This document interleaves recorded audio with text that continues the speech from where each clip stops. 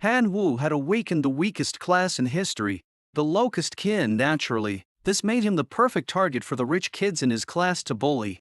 One of them demanded he hand over 100 points of divine power as protection money. If he refused, they'd unleash a 5,000-strong dwarf legion to invade his divine realm, destroy his core, and leave him with nothing.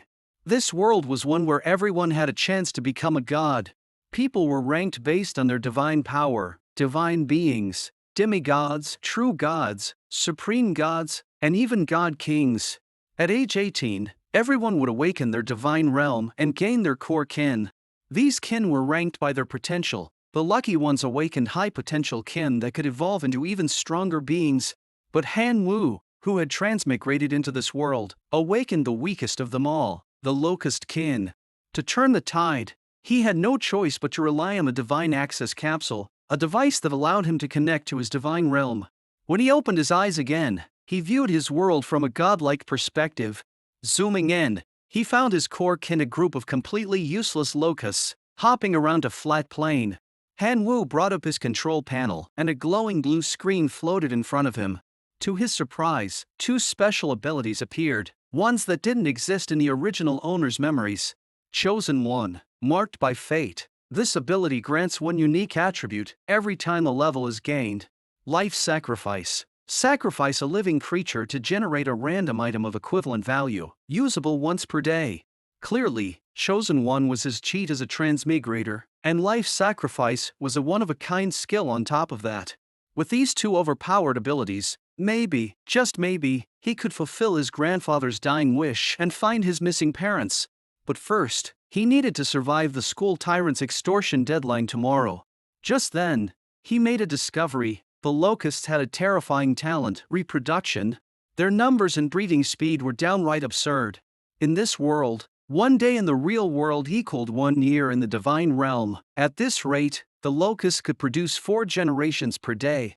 Even Han Wu was stunned by the sheer speed. A glint of madness flashed in his eyes. Fine, let's roll the dice. If I win, I'll rise to the top. If I lose, I'll be nothing but a joke. The next day, Han Wu strolled into the classroom as usual, but this time, a stunning figure walked straight toward him. It was Qing Shuang. Han Wu, have you thought it through? If you agree to be my servant, I promise no one will dare to bully you until we graduate, she said, her voice smooth but commanding. Han Wu didn't hesitate for a second. I may not have power or influence, but I still have my dignity. I appreciate your kindness, but if that's all, please leave. Qin Shuang froze for a moment, caught off guard by his decisive rejection. She didn't say anything else, simply tossing out a warning as she turned to leave. You'll regret this soon enough. Shortly after, Zhang Bin swaggered over with a gang of lackeys trailing behind him. Han Wu, where's the 100 points of divine power? If you didn't bring it, I'll crush your divine realm core and leave you utterly useless. Zhang Bin sneered, slamming his hand onto Han Wu's shoulder. Han Wu slapped his hand away without hesitation. Don't touch me. Zhang Bin was stunned. You've got some nerve talking to me like that. If you don't hand over the divine power, I'll destroy your core right now. Han Wu smirked coldly. Go ahead, try it. Zhang Bin hesitated. Something wasn't right. The usually timid Han Wu seemed like an entirely different person today. Suspicious. Zhang Bin glanced over at Qin Shuang, but she didn't even look in their direction. That put his mind at ease, partially. Pulling out a card, Zhang Bin sneered. Since you're begging for death, don't blame me for being ruthless. For trash like you, even 10 points of divine power is overkill. Invasion card. Upon activation, it locks onto a target's divine realm and opens a spatial portal for a direct invasion.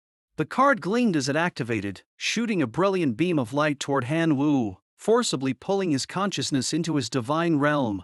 Moments later, a colossal portal, over 100 meters wide, appeared in Han Wu's divine realm. As the portal slowly opened, an overwhelming army began marching through Zhang Bin's dwarf legion, numbering over 5,000. Hovering above the army in his divine avatar form, Zhang Bin's voice thundered across the barren desert. In the name of the dwarf god, I command you, crush these pathetic locusts and destroy this divine realm's core. The 5,000 dwarves roared in unison, their weapons raised high. Their battle cries echoed like thunder. shaking the realm as their morale soared to unstoppable heights. Meanwhile, back in the classroom, the students watched the battle live on their devices. The room buzzed with chatter. Zhang Bin is ranked in the top 30 of the grade. Han Wu doesn't stand a chance. On the battlefield, the Dwarf Legion's elite soldier stepped forward, exuding an intimidating aura that seemed to silence even the wind. Han Wu, however, simply raised his hand and commanded, "Self-destruct locusts, attack!" In an instant, countless locusts swarmed forward like a tidal wave, fearlessly charging the Dwarf Legion. The scene left everyone watching in shock. Are those self-destruct locusts elite life forms? Wait a second, wasn't Han Wu's core kin supposed to be just ordinary locusts? How did he get so many elite units? Someone scoffed. Elite or not, what's the point? A single dwarf can crush 10 of those bugs. Trash is still trash, no matter how much you pile up.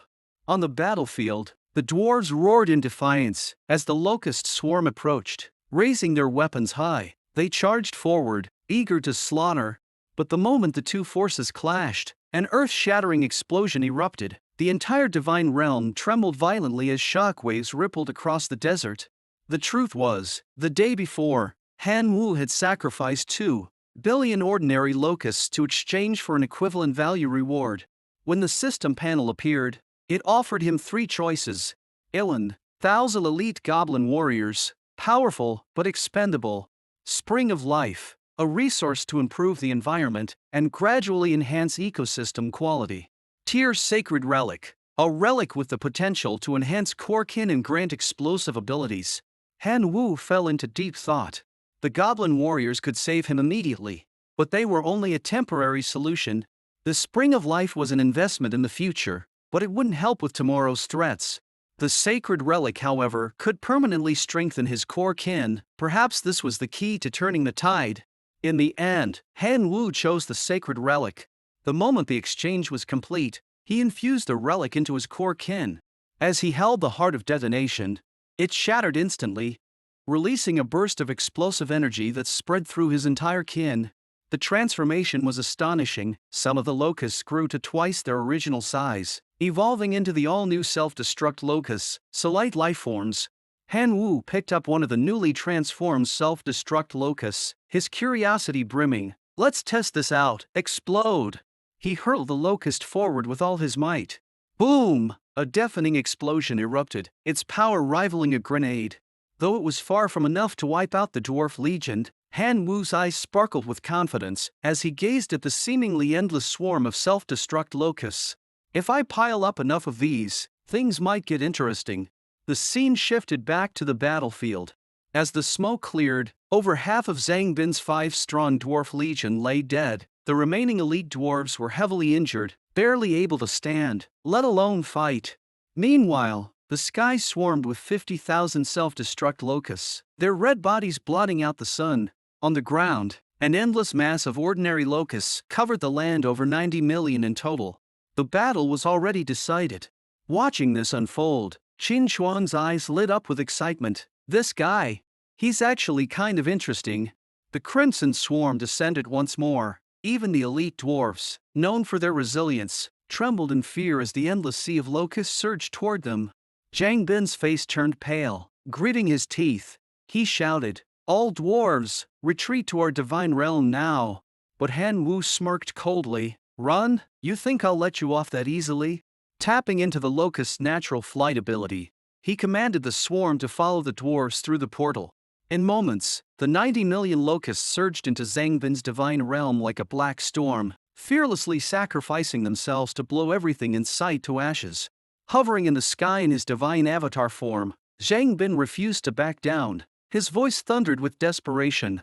"Get your kin out of my divine realm right now." But wherever the locusts went, nothing was left behind. Even the last elite dwarf was reduced to fragments by the relentless explosions. Zhang Bin's aura shattered completely. He clenched his fists and snarled through trembling lips, "I surrender! Call off your locusts and let my kin return." Han Wu's smirk grew colder. "Weren't you planning to destroy my divine realm core? Well then, it's only fair I destroy yours in return." Zhang Bin's panic turned to fury as he shouted, "You wouldn't dare! My parents won't let you get away with this. My dad's a demigod. And my mom's about to ascend too. Before he could finish his threat, Han Wu issued his final order, at all costs, smash his core. On the other side of the portal, Zhang Bin broke down completely. Tears streamed down his face as he screamed, "Stop! I give up! I'll never bully you again. Whatever you want, I'll do it. Just name your price." Han Wu's expression remained cold and unfeeling. "I don't need anything from you right now. I just want to see you reduced to nothing." Just as Han Wu prepared to destroy Zhang Bin's divine realm entirely, a stern voice rang out. "Enough, Han Wu!" A divine avatar materialized in the sky above the realm. "Han Wu, stop this. You've already won. Why push things this far?" Hearing this, Zhang Bin clung to the voice like a drowning man to a lifeline. He burst into tears, crying out, "Mr. Liu, please stop this lunatic. My parents will surely reward you handsomely." But before he could finish, the core of his divine realm cracked under the relentless assault of the locusts, emitting an ear-piercing screech as it strained to hold together. Zhang Bin collapsed to the ground, sobbing, "No, Mr. Liu, save me. I don't want to be crippled." Liu Latian saw that Han Wu had no intention of stopping and barked with more authority, "Didn't you hear what I said? Stop, now." Han Wu chuckled softly and looked up. "Mr. Liu, may I ask you a question?" Liu Latian frowned, his tone cold. "What question? Why are you here?" "As your homegrown teacher, I can sense any disturbance among my students," Liu Latian replied matter-of-factly. Han Wu pressed on. "Then where were you when Zhang Bin was extorting and beating me? Why didn't you show up then?" This question made Liu Latian's face darken. His voice turned icy. "Stop now, and I'll explain." But inwardly, he muttered to himself, "Zhang Bin's parents are demigods. Why should I offend them for you?" Han Wu's smirk deepened. "One last question. If it were my divine realm being attacked today, would you have stepped in to stop it?" Liu Latian fell silent, completely at a loss for words. Seeing his hesitation, Han Wu shook his head in disappointment. "Forget it, I already know the answer." As soon as he finished speaking, a deafening explosion shook the realm. Countless locusts detonated simultaneously, obliterating Zhang Bin's divine realm core into shards. Amid Zhang Bin's anguished screams, his divine realm disintegrated into dust, collapsing entirely. Han Wu picked up the scattered fragments of the core and turned to Liu Letian with an icy gaze. "Mr. Liu, kindly leave my divine realm." Meanwhile, back in the classroom, the live battle feed was suddenly cut off, causing an uproar among the students. They turned to look at Zhang Bin, who was slumped on the floor, muttering in a broken voice, "It's gone, everything's gone, I'm finished." Not long after, Liu Litian stormed into the classroom, his face red with anger. "Han Wu, get out here right now," he bellowed. He searched the entire classroom, but Han Wu was nowhere to be found. "Where is he?" Liu Litian demanded. A student replied nervously, their voice trembling. "He might have gone home." Liu Latian clenched his teeth in frustration. Students like him deserved to be expelled. Meanwhile, Han Wu had returned home and logged into his divine realm the moment he arrived. Opening his control panel, he reviewed the aftermath of the battle. Self-destruct locusts, over 18,000 remaining. Ordinary locusts, just over 4 million left. The losses were heavy, but the spoils of war included the fragments of Zhang Bin's divine realm, perfect for strengthening his own. With a wave of his hand, Han Wu shattered the fragments into streams of light that merged into his divine realm. Soon, the panel updated with the following changes. Divine Realm Core upgraded to Level 2. Acquired Tier Sacred Relic, Dwarf Hammer. Gained 18 Dwarf Units. Expanded Divine Realm Area to 260 square kilometers. Looking at these bountiful rewards, Han Wu couldn't help but smile with satisfaction. This should be enough to last me until graduation. But deep down, he knew the trouble wasn't over. Zhang Bin wouldn't let this go. His parents were bound to come after him, and the school definitely wouldn't protect him. "I need to grow stronger fast," Han Wu thought grimly. "No more delays." Thinking about this, Han Wu wasted no time enlisting the Dwarf Hammer on the trading network, hoping to exchange it for resources he desperately needed. It didn't take long before a buyer reached out, however. Han Wu stuck firmly to his trade-only policy, forcing the other party to offer a lava fire crystal in exchange. The crystal was a rare resource that could enhance a kin's fire resistance and amplify explosive power. Han Wu immediately hit confirm. With this, my self-destruct locusts can evolve again. Using the lava fire crystal, Han Wu upgraded 1/1000th of his ordinary locusts into bursting locusts. To test their power, Han Wu casually grabbed one of the bursting locusts and tossed it into the air. Boom! A thunderous explosion erupted mid-air, even stronger than a grenade. The blast was followed by splattering lava, which spread over a wide area and caused devastating damage. Impressive! With this level of destructive power, I can hold my own even against stronger enemies. Meanwhile, Zhang Ben's parents stormed into the school's disciplinary office, demanding answers.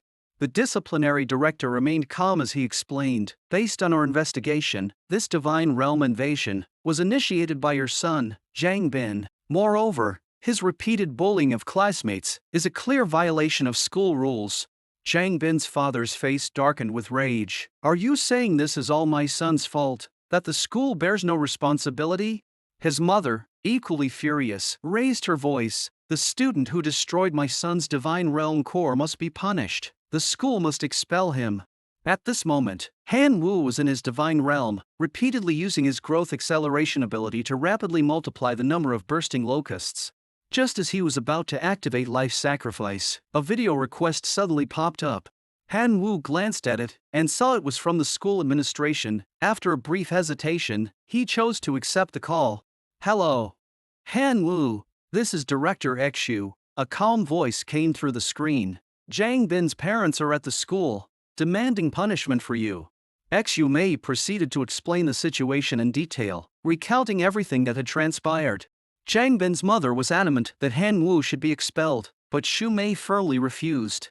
This entire incident was instigated by Zhang Bin's unauthorized invasion. Moreover, Han Wu's retaliation was entirely within the rules. With no evidence of cheating, the school has no grounds to expel him. Hearing this, Zhang Bin's mother's face turned red with fury. "So, you're defending this troublemaker who destroyed my son's divine realm core? Is this what your school stands for, protecting bad students?" Despite the accusation, Xu Mei's tone remained calm and polite. "Mrs. Du, please don't distort the facts. We have substantial evidence that your son repeatedly bullied Han Wu." This statement made Zhang Bin's mother's veins bulge with anger. "Don't talk to me about irrelevant nonsense. I'm asking you one thing, will you expel him or not?"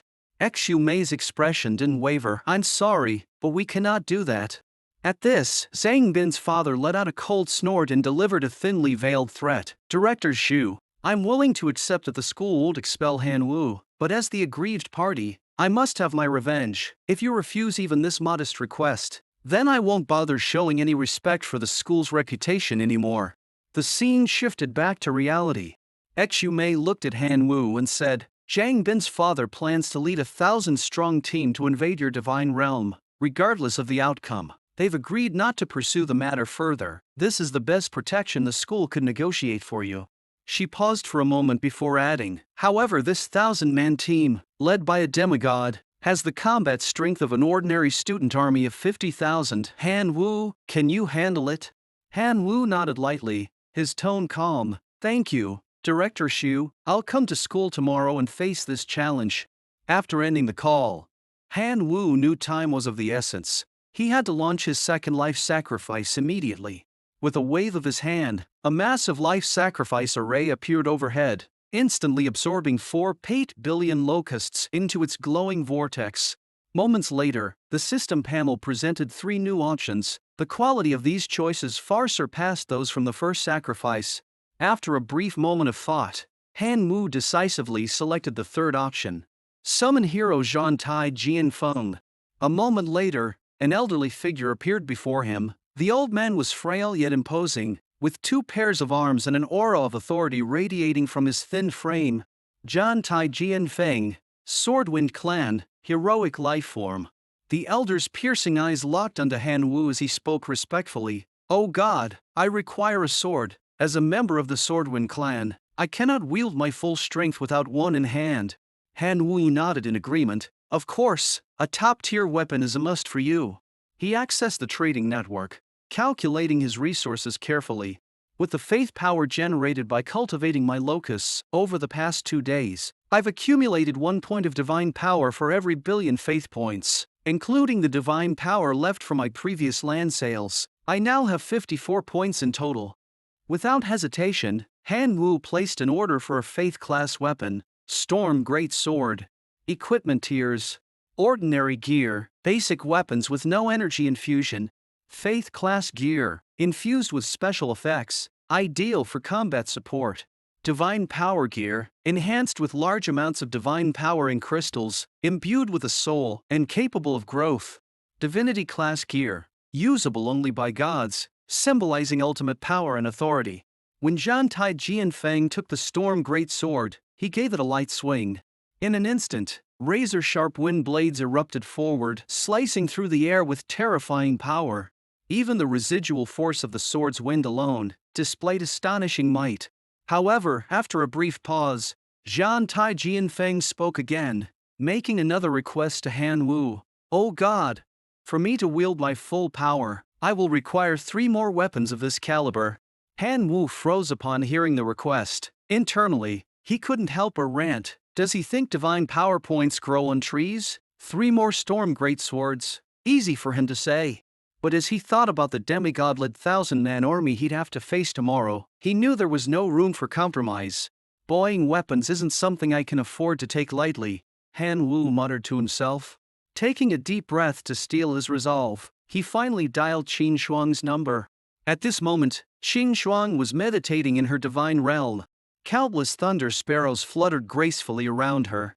These thunder sparrows were her core kin, naturally elite life forms, masters of lightning, and formidable aerial combat units. With such powerful attributes, Qin Shuang's strength consistently placed her in the top 5 of her grade.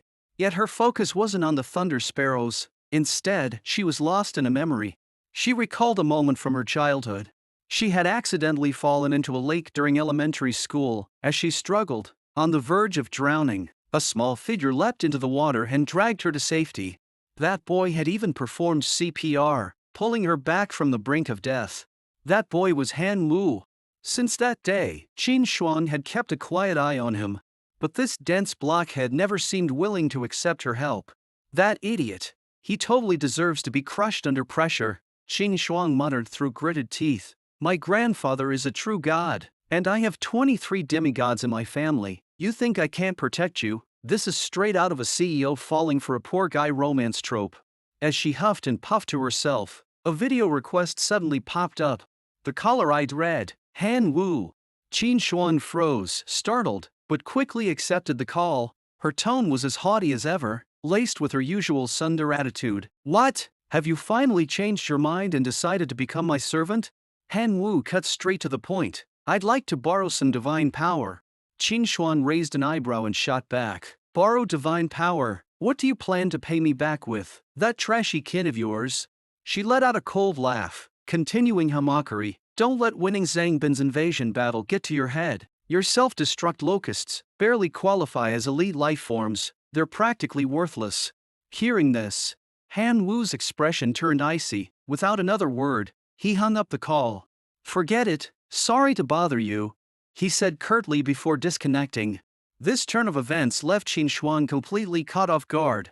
She froze for a few seconds before frustration set in. What was I even thinking?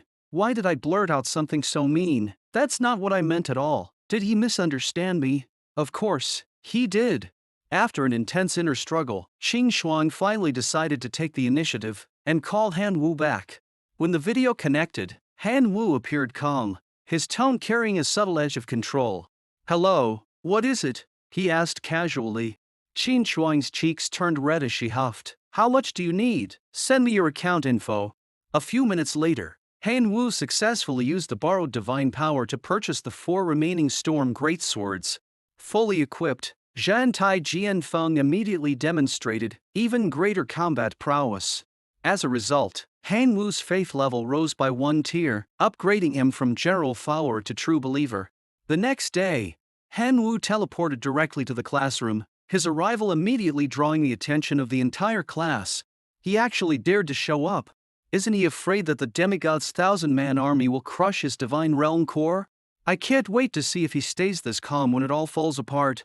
The murmurs around him reached Han Wu's ears. He knew exactly what they were thinking. Everyone was waiting for him to fail, perhaps even hoping for it. Just then, Qin Xuan approached him, her voice tinged with concern. The divine power you borrowed from me, is it to fight the demigod's army? If it is, I'm telling you now, it's a waste of time. Even if it's just a 1,000-man squad, you're no match for them.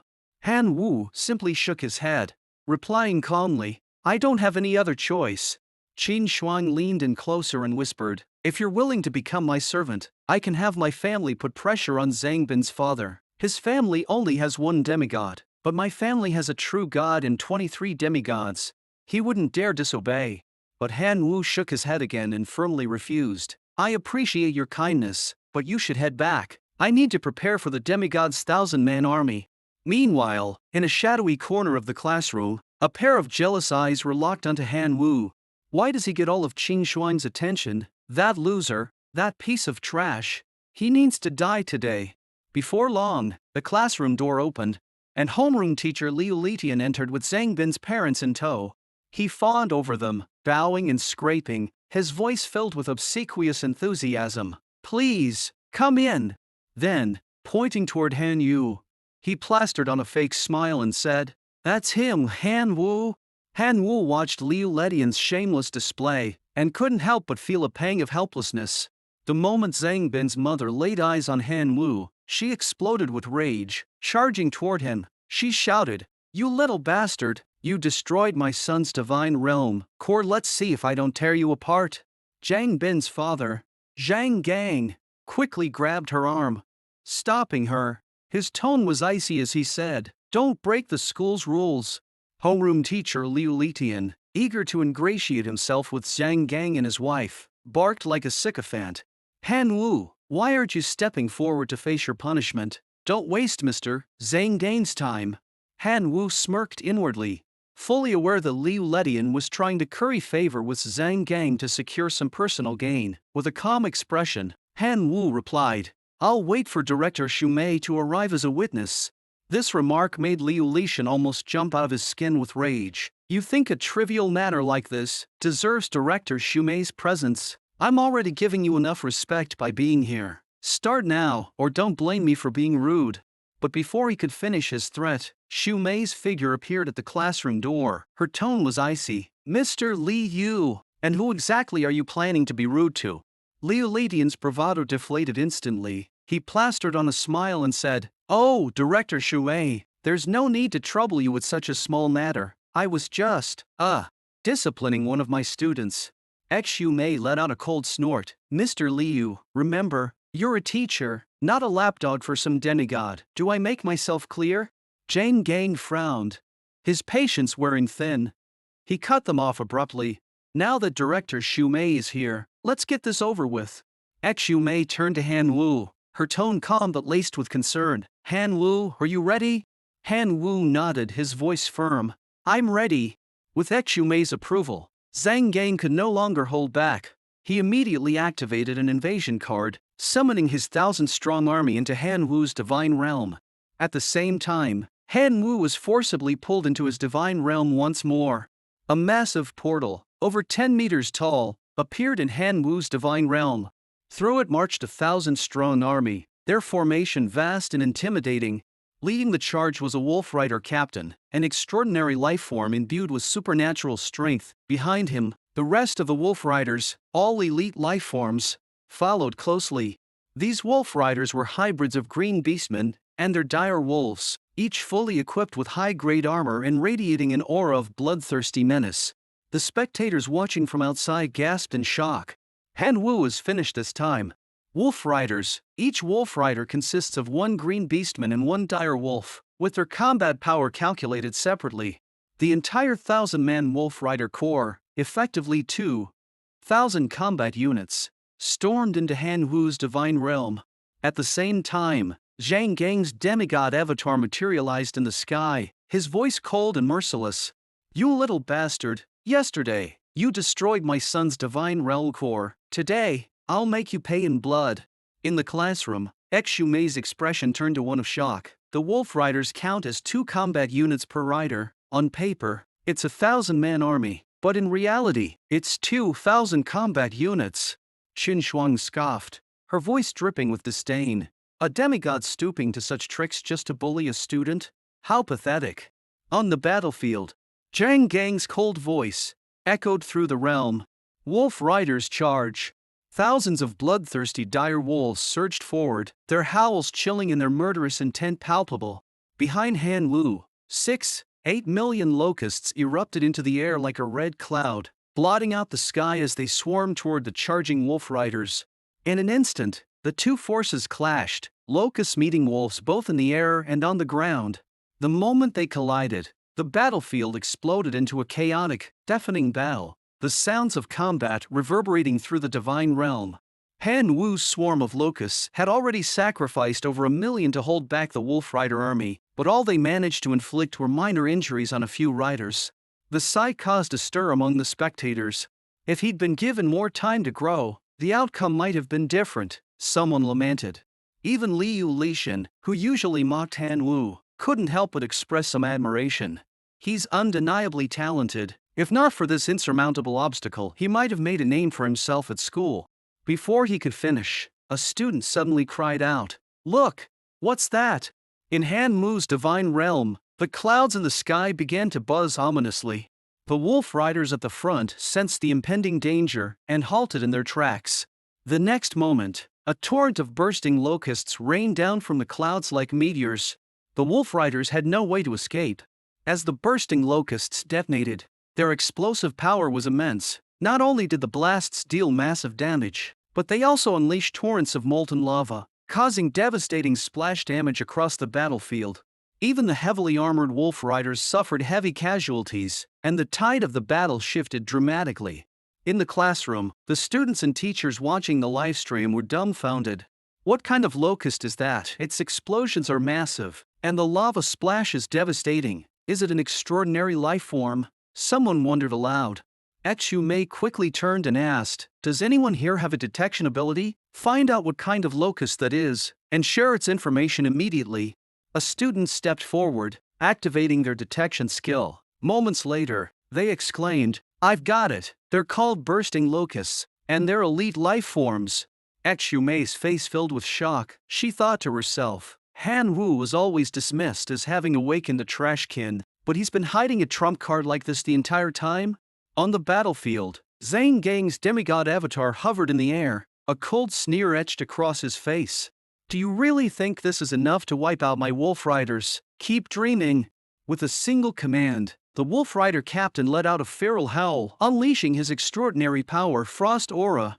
A bone-chilling cold radiated from the captain and his dire wolf, spreading rapidly across a 200-meter radius.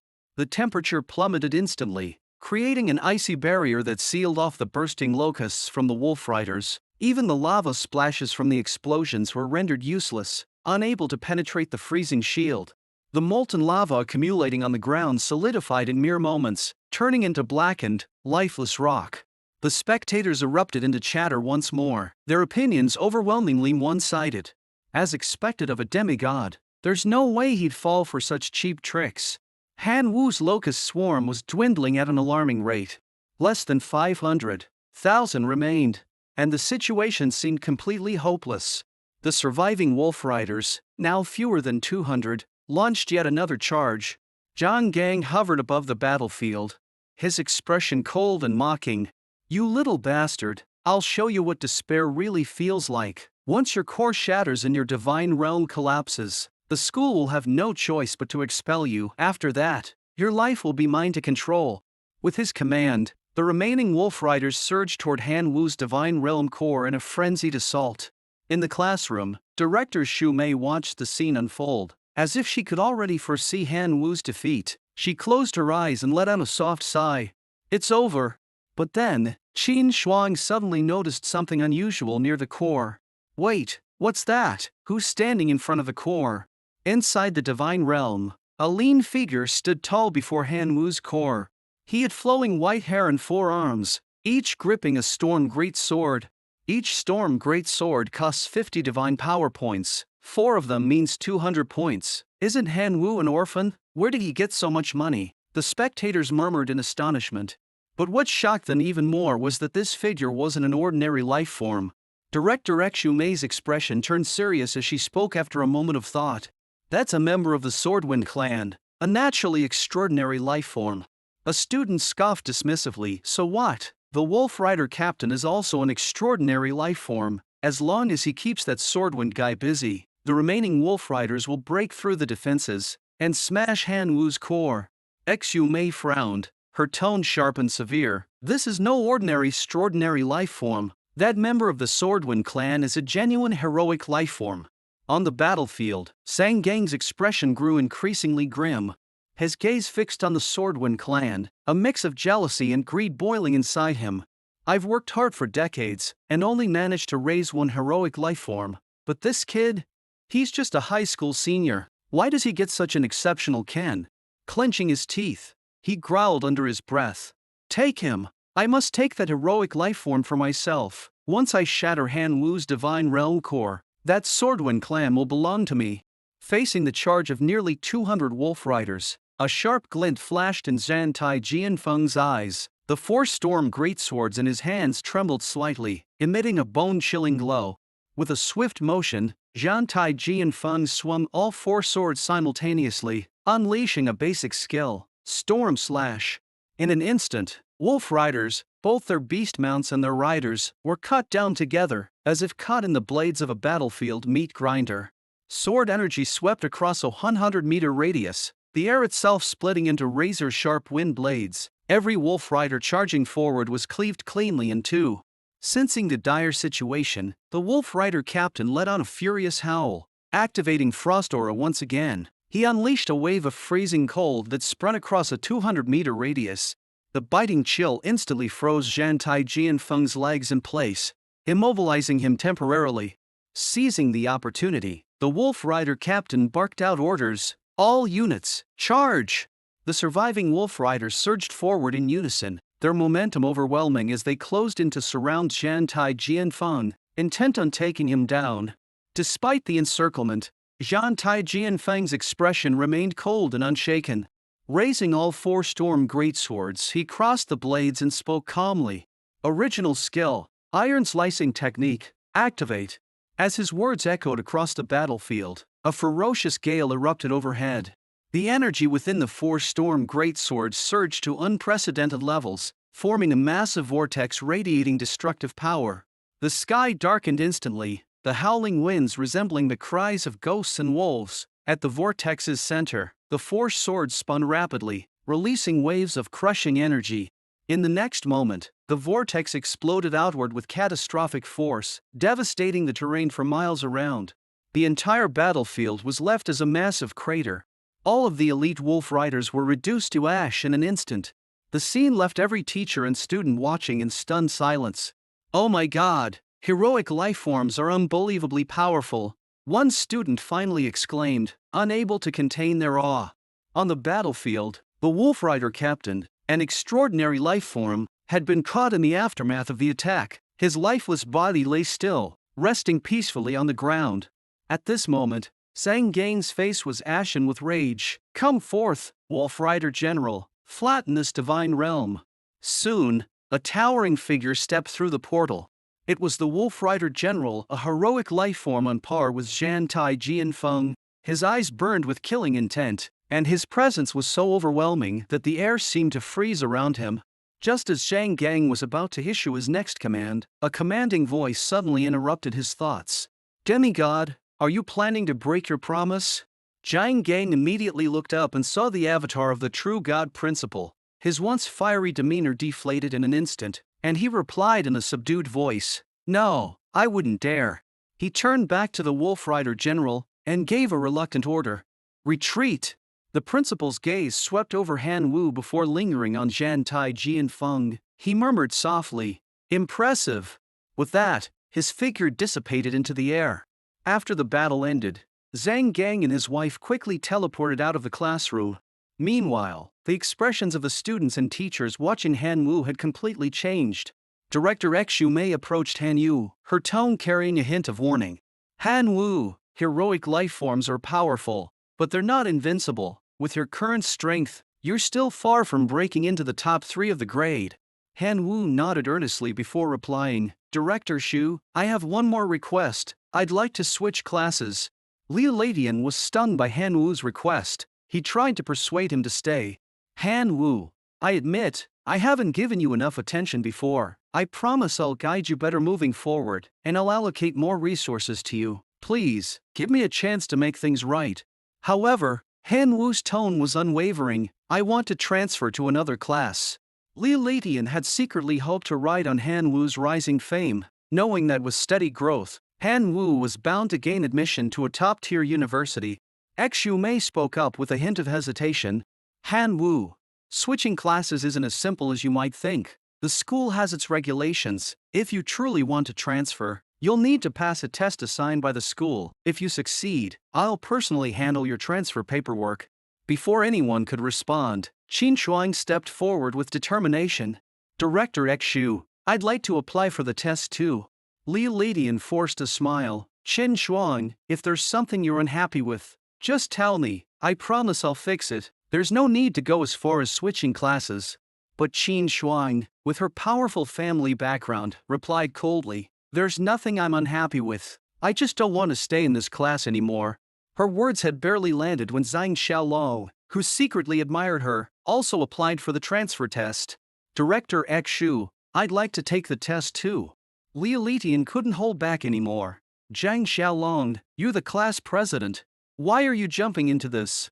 Zhang Xiaolong smiled politely. Mr. Liu, thank you for your care and guidance these past few months, but I can't stay in this class any longer. He then glanced at Qin Shuang, silently vowing, I won't let anyone else have you. Xu Mei didn't waste any more time and simply said, the test will be ready tomorrow. Liu, come with me. After school, Qin Shuang found Han Wu. Tell me what's the deal with your heroic life form? Han Wu replied indifferently, it's none of your business.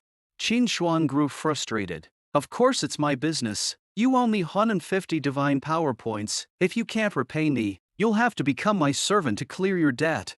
Han Wu countered calmly. If you want repayment, I can return 5 points as interest for now, but if you're trying to dig for information about the heroic life form, I've got nothing to say.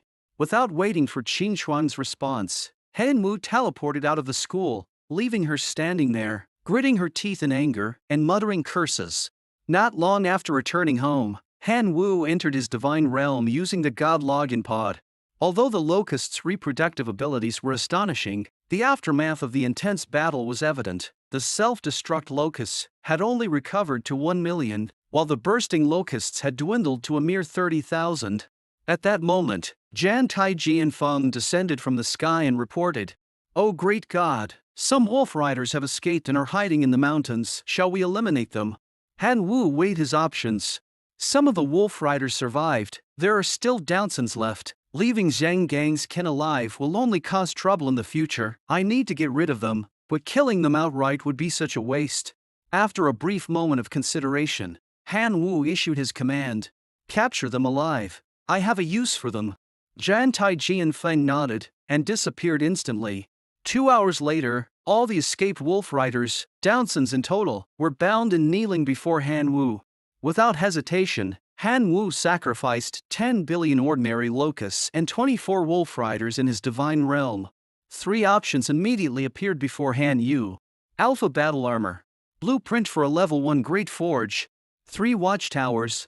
Han Wu was initially intrigued by the Alpha Battle Armor, but quickly dismissed the idea. His locusts lacked intelligence and couldn't possibly operate it. As for the forge, getting locusts to forge weapons was pure fantasy.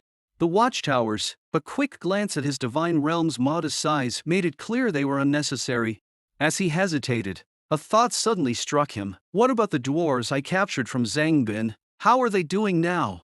Activating his Hawkeye ability, Han Wu sent his consciousness to the dwarven settlement. What he saw left him astonished. The original 800 dwarves had multiplied to 900. They were hard at work, mining ore and forging it into weapons, which they carefully stored. The entire settlement buzzed with activity.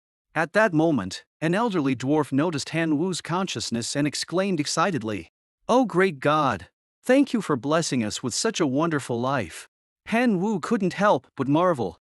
When I first captured these dwarves, I gave them just one command, to mine. I never expected their talents to go so far. They don't just excel at mining, they love it, and crafting as well. Zhang Bin forced them to fight, suppressing their true nature. Clearly, they're better suited as a logistical resource, and this forge, it's perfect for them.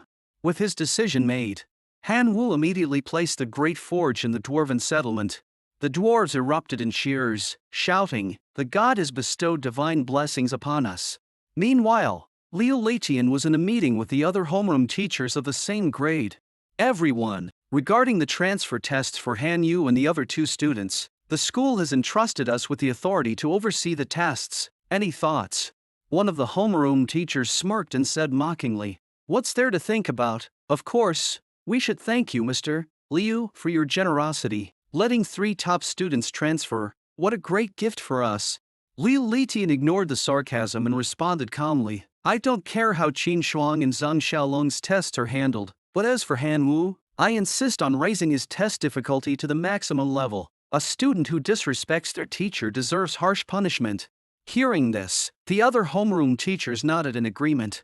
Han Wu is just an orphan with no family background. It wouldn't hurt to use this chance to make things easier for Mr. Liu and return the favor. The next day, Lidian handed 3 cards to Han Wu, Qin Shuang, and Zhang Xiaolong. "These are your test requirements. Zhang Xiaolong and Qin Shuang's tests are both at level 1. They only need to repel 1,000 foreign invaders." He paused for effect before turning to Han Wu. "As for you, your test is set at level 10. You'll need to defend against 10,000 foreign invaders." Han Wu was stunned. His test difficulty was 10 times higher than the others. Seeing this, Director Zhu Mei couldn't help but interject, "Mr. Liu, perhaps you should reconsider Han Wu's test requirements." But Liu Leitian responded with a cold smirk. This was a unanimous decision by all the grade's homeroom teachers. Han Wu remained unfazed, smiling lightly. "It's fine. I'm sure Mr. Liu just wants me to show my abilities to my future homeroom teacher." His nonchalant attitude made Liu Leitian's blood boil.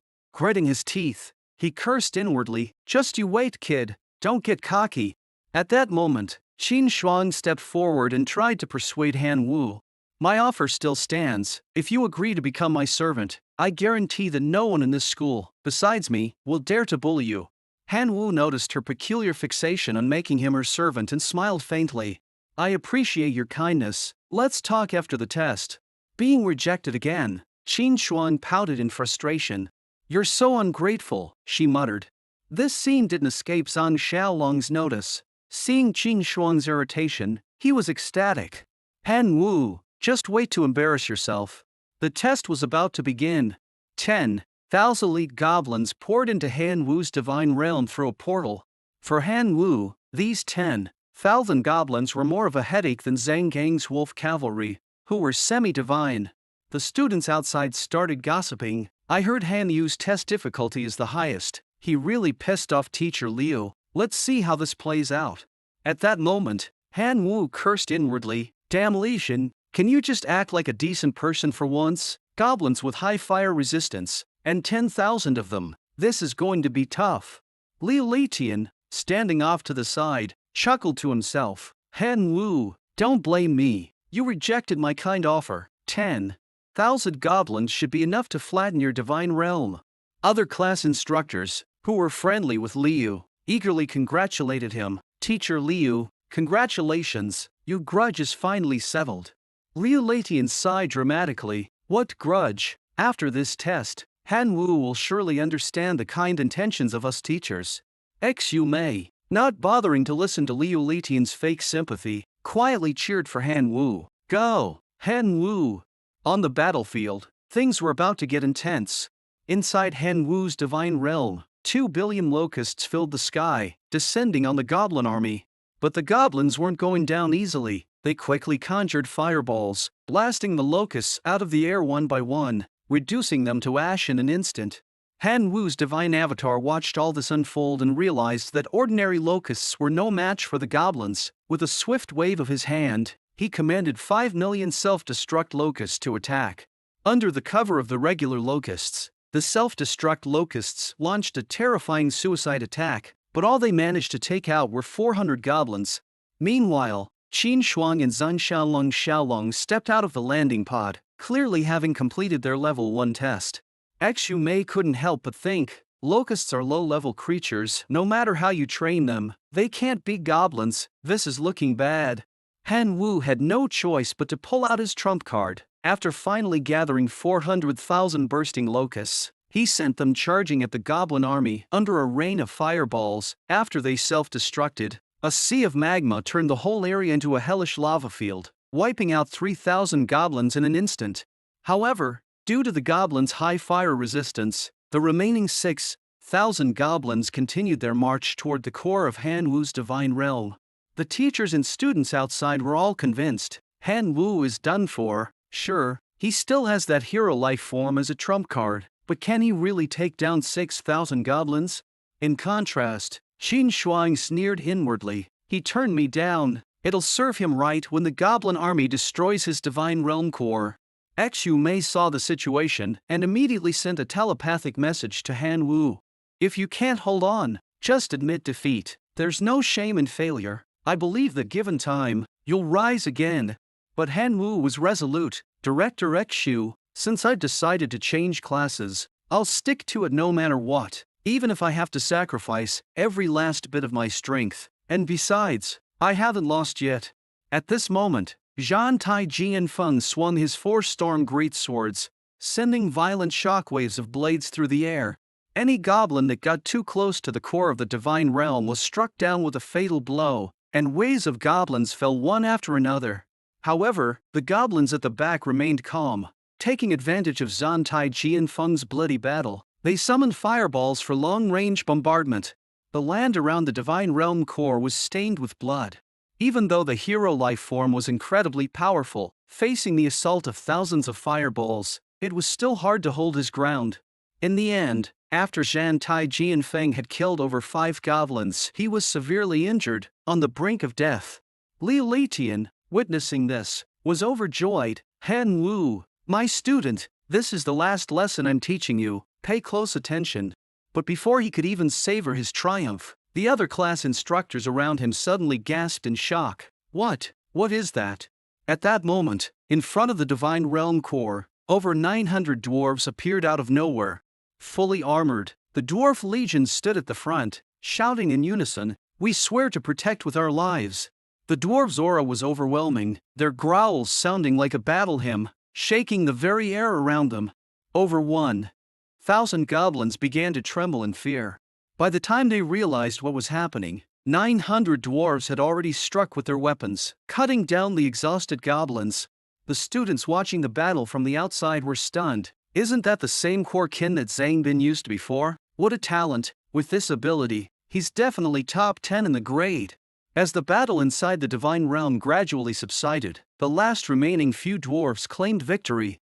Han Wu was ecstatic, though nearly all of his locusts had been wiped out. The one thing that gave him relief was that his hero life form, Zhan Tai Jianfeng, hadn't perished. This outcome left both Xu Mei and Qin Shuang shocked, even struggling to believe it. On the side, Liu Letian was even more furious. He had meticulously designed 10,000 goblins with high fire resistance, only to find that Han Wu still had a trump card up his sleeve. Soon, the classroom was crowded with the class instructors from each class. They threw out olive branches, offering all sorts of conditions, willing to give anything just to have Han Wu join their class. But Han Wu remained silent, not responding. Qin Shuang quietly waited for him to speak, while Zhang Xiaolong looked at Qin Shuang, waiting for her to make the first move. After a moment of thought, Han Wu spoke coldly. "Director Zhu, may I ask why my test difficulty is so high?" Xu Mei answered honestly, "The difficulty of the individual tests is decided by all the class instructors of the grade." Han Wu understood what she meant. With a cold sneer he asked, "Then can I see their voting results?" Xu Mei, clearly unhappy with Liu Litian's underhanded tactics, handed him the book directly. At the same time, 9 out of the 12 class instructors cursed Liu Litian inwardly, thinking, "I shouldn't have helped that guy from the beginning." Han Wu noticed that 2 of the class instructors had voted against it. He politely asked, "If I were to join your class, what would you offer me?" The bald class instructor replied, "Han Wu, I've seen your ability to train Dwarven kin. If you join my class, I'll provide you with an army of no less than 10,000 dwarves. Another class instructor chimed in, but training the core kin is the real key. I have several resources that are extremely useful for insectoid kin. If you join my class, I'll help you achieve the life transition for your locust kin. Without hesitation, Han Wu chose the second class instructor. No sooner had he spoken than Qin Shuang loudly declared that she wanted to join as well. Naturally, Zhang Xiaolong followed her lead.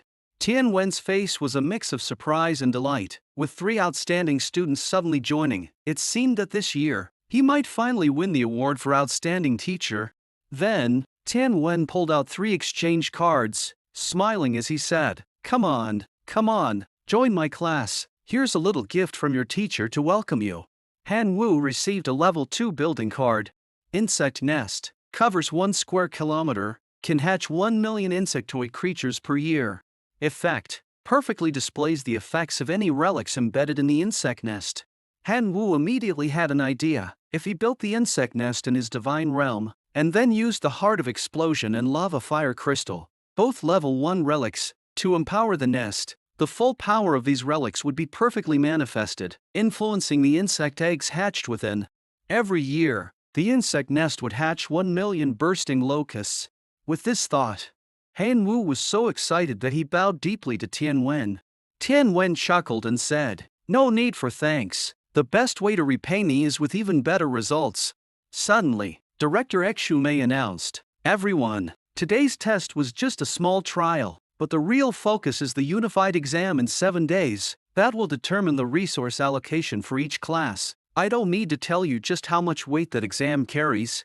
After returning home, Han Wu entered his divine realm and continued to restore the locust population. The locusts reproduced quickly, though nearly wiped out. They had already recovered some of their numbers in a short period of time, but their current count was still far from enough to participate in the unified exam. He needed to restore their numbers. Otherwise, in 7 days, he would be at the bottom of the entire grade. At that moment, Han Wu noticed something surprising. The dwarves' name had changed to Crimson Forge Dwarves. Confused, he immediately directed his divine sense toward the mining area to witness the change firsthand. When he saw the dwarves, he was stunned. The Crimson Forge Dwarves now had red-tinted skin and magma-like bloodlines. They had evolved into naturally born elite life forms. Han Wu thought to himself, if only this were my core kin, but he knew that for now, he could only use more growth accelerators to restore his kin to its fallen numbers. 4 days later, the locust population had grown to 7 billion.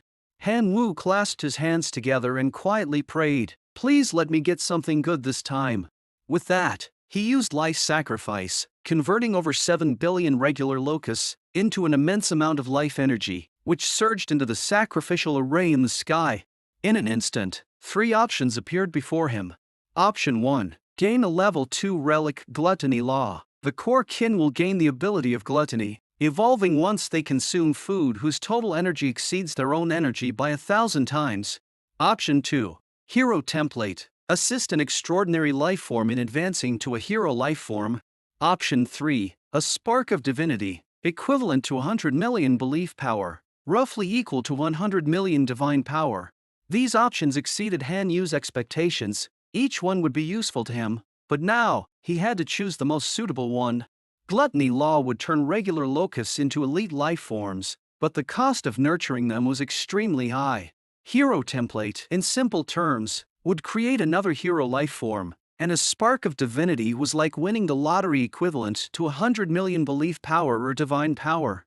After careful consideration, Han Wu ultimately decided on Gluttony Law. Even though he couldn't afford to support billions of elite locusts right now, he would use it in the insect nest to specifically cultivate millions of gluttonous locusts every year.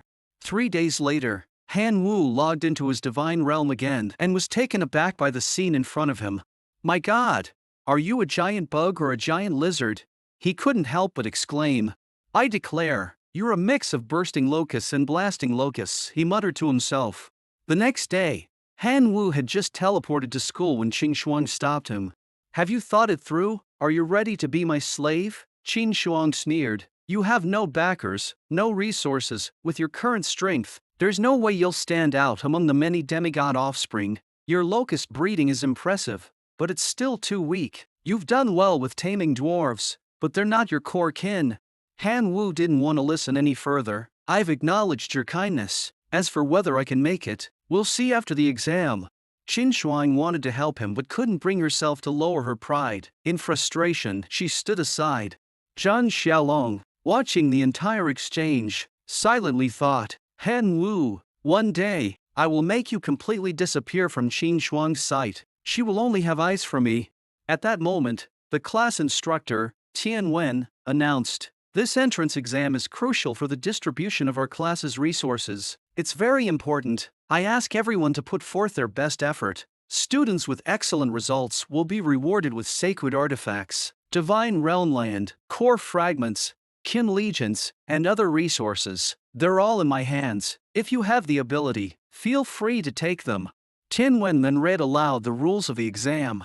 Han Wu skimmed over the rules, and a second ago, he was complaining about how strict the rules were. The exam was so intense that those who failed could even be expelled, but when he saw the rewards, he almost shouted out in excitement. These rewards are way richer than what I got from life sacrifice 3 days ago. He was thrilled.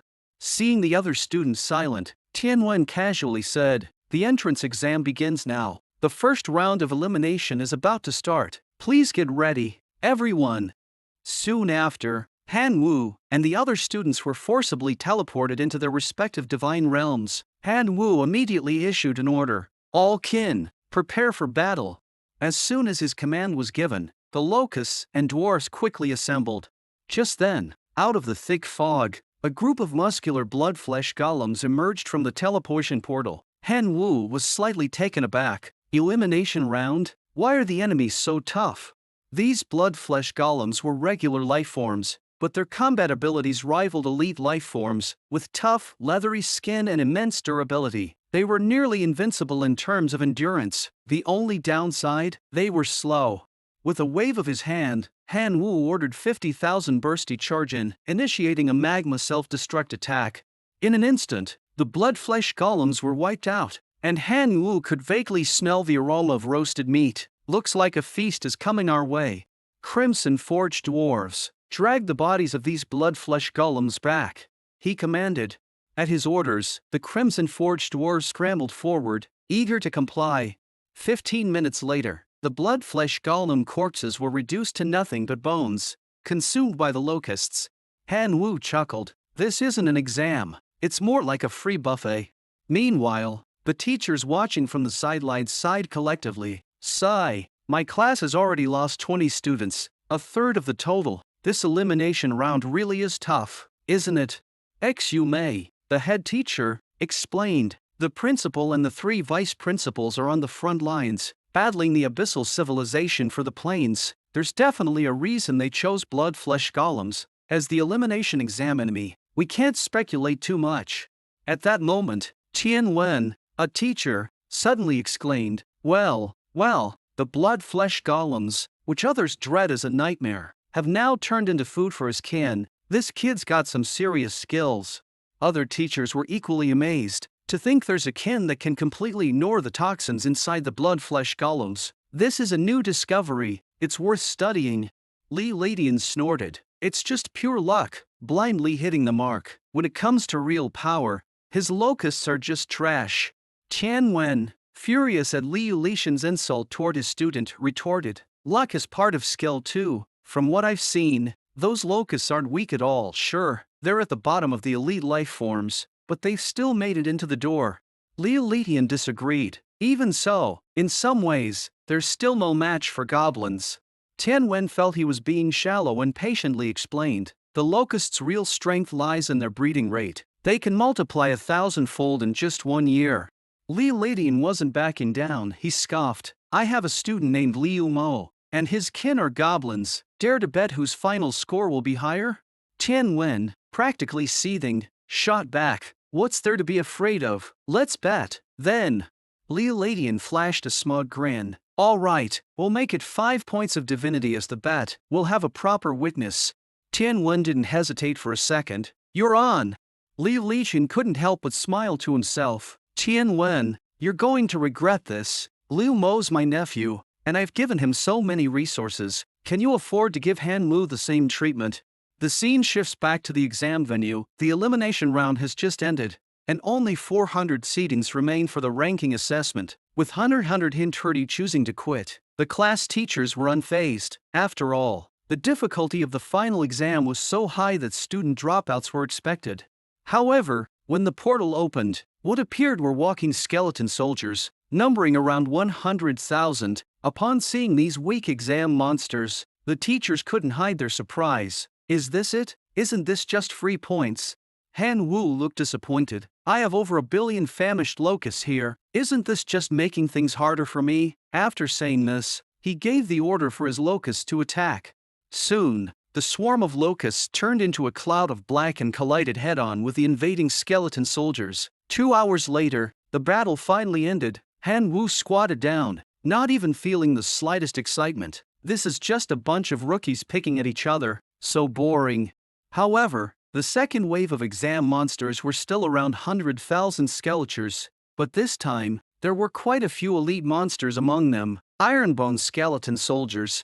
Han Wu wasn't about to let his ordinary locusts die needlessly again. This time, he decided to use a combination of self-destruct locusts and bursting locusts to win. He noticed that the magma terrain had a significant killing effect on the skeleton soldiers, and suddenly an idea struck him. If I keep piling up the magma, the skeletons shouldn't be able to swim through it.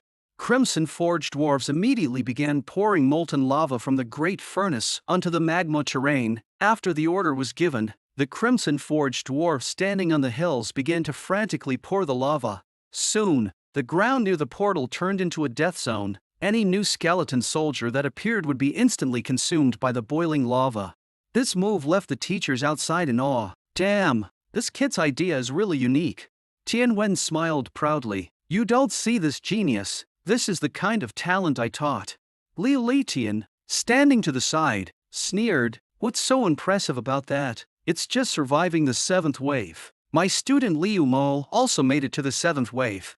In Liu Mo's divine realm, not only does he have a massive army of goblin kin, but he also possesses 13 arrow towers, 9 lightning towers, and 12 fireball towers, with a total value of no less than 10 million divine power. Li Tian was ecstatic in his heart. Who can top me? I've invested so many resources. This time, the top spot in the exam is ours with Liu Mo.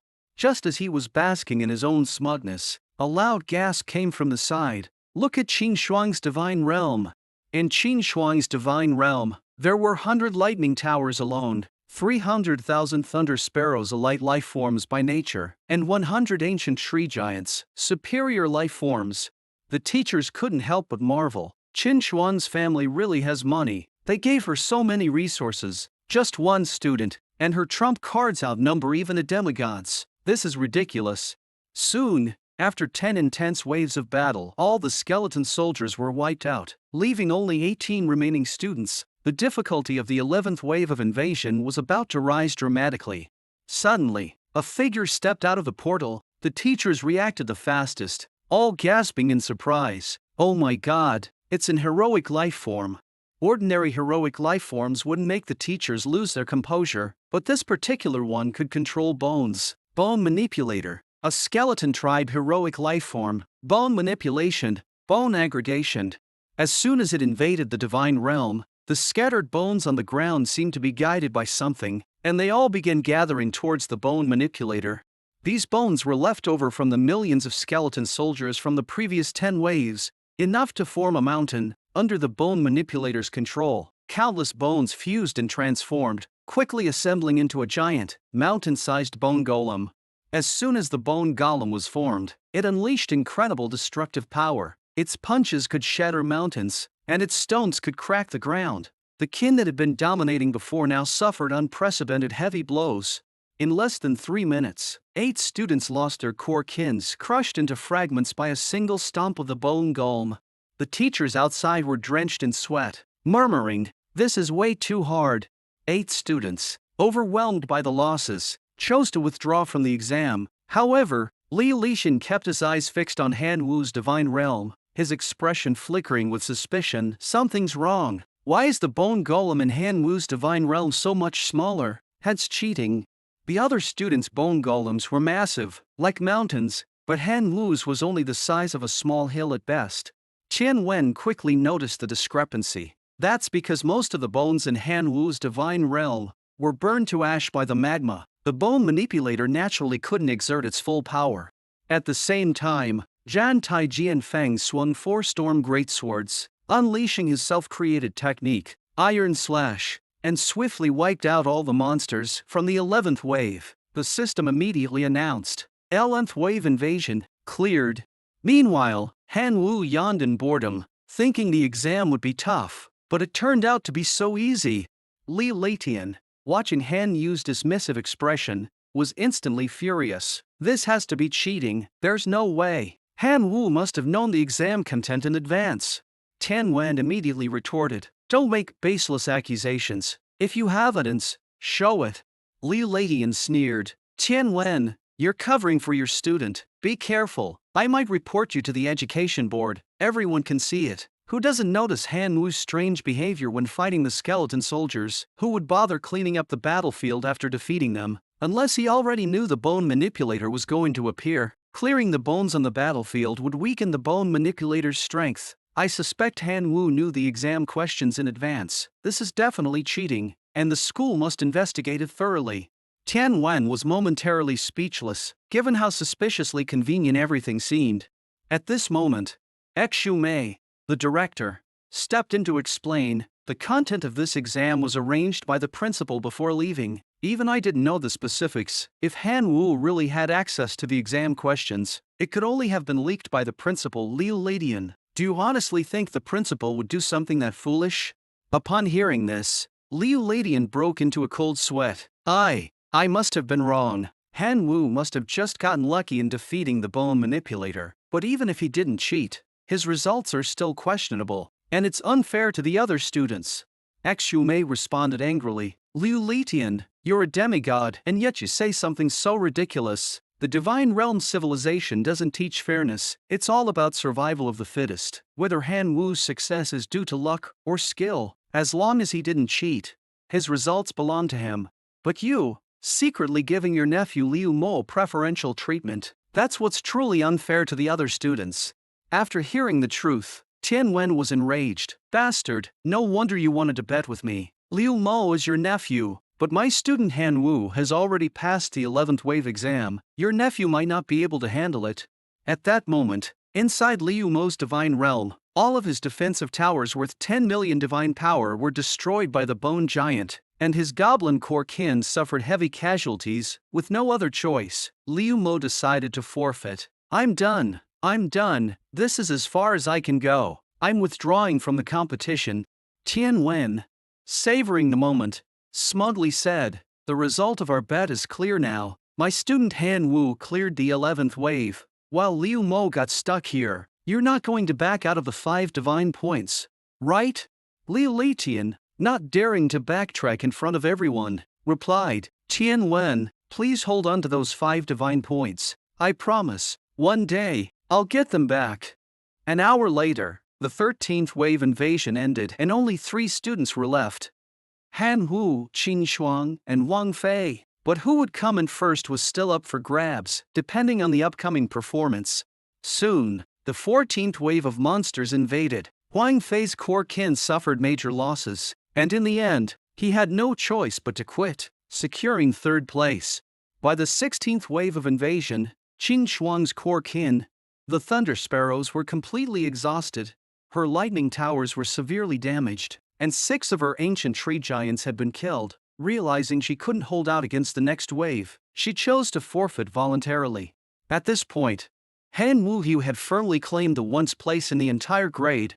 Xu Mei, the director, was both shocked and delighted. Filled with awe and joy as she thought, this Han Wu, he's given me so many surprises.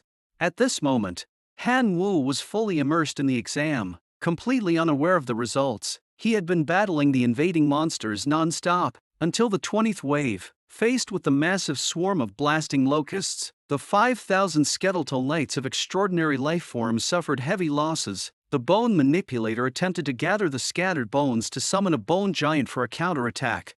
But just as he raised his hand, he was locked onto by another hero life form, Zhan Taijian Feng. with a single strike from his self-created technique, Iron Slash, John Tai Jianfeng tore the bone manipulator apart and sent him to the afterlife.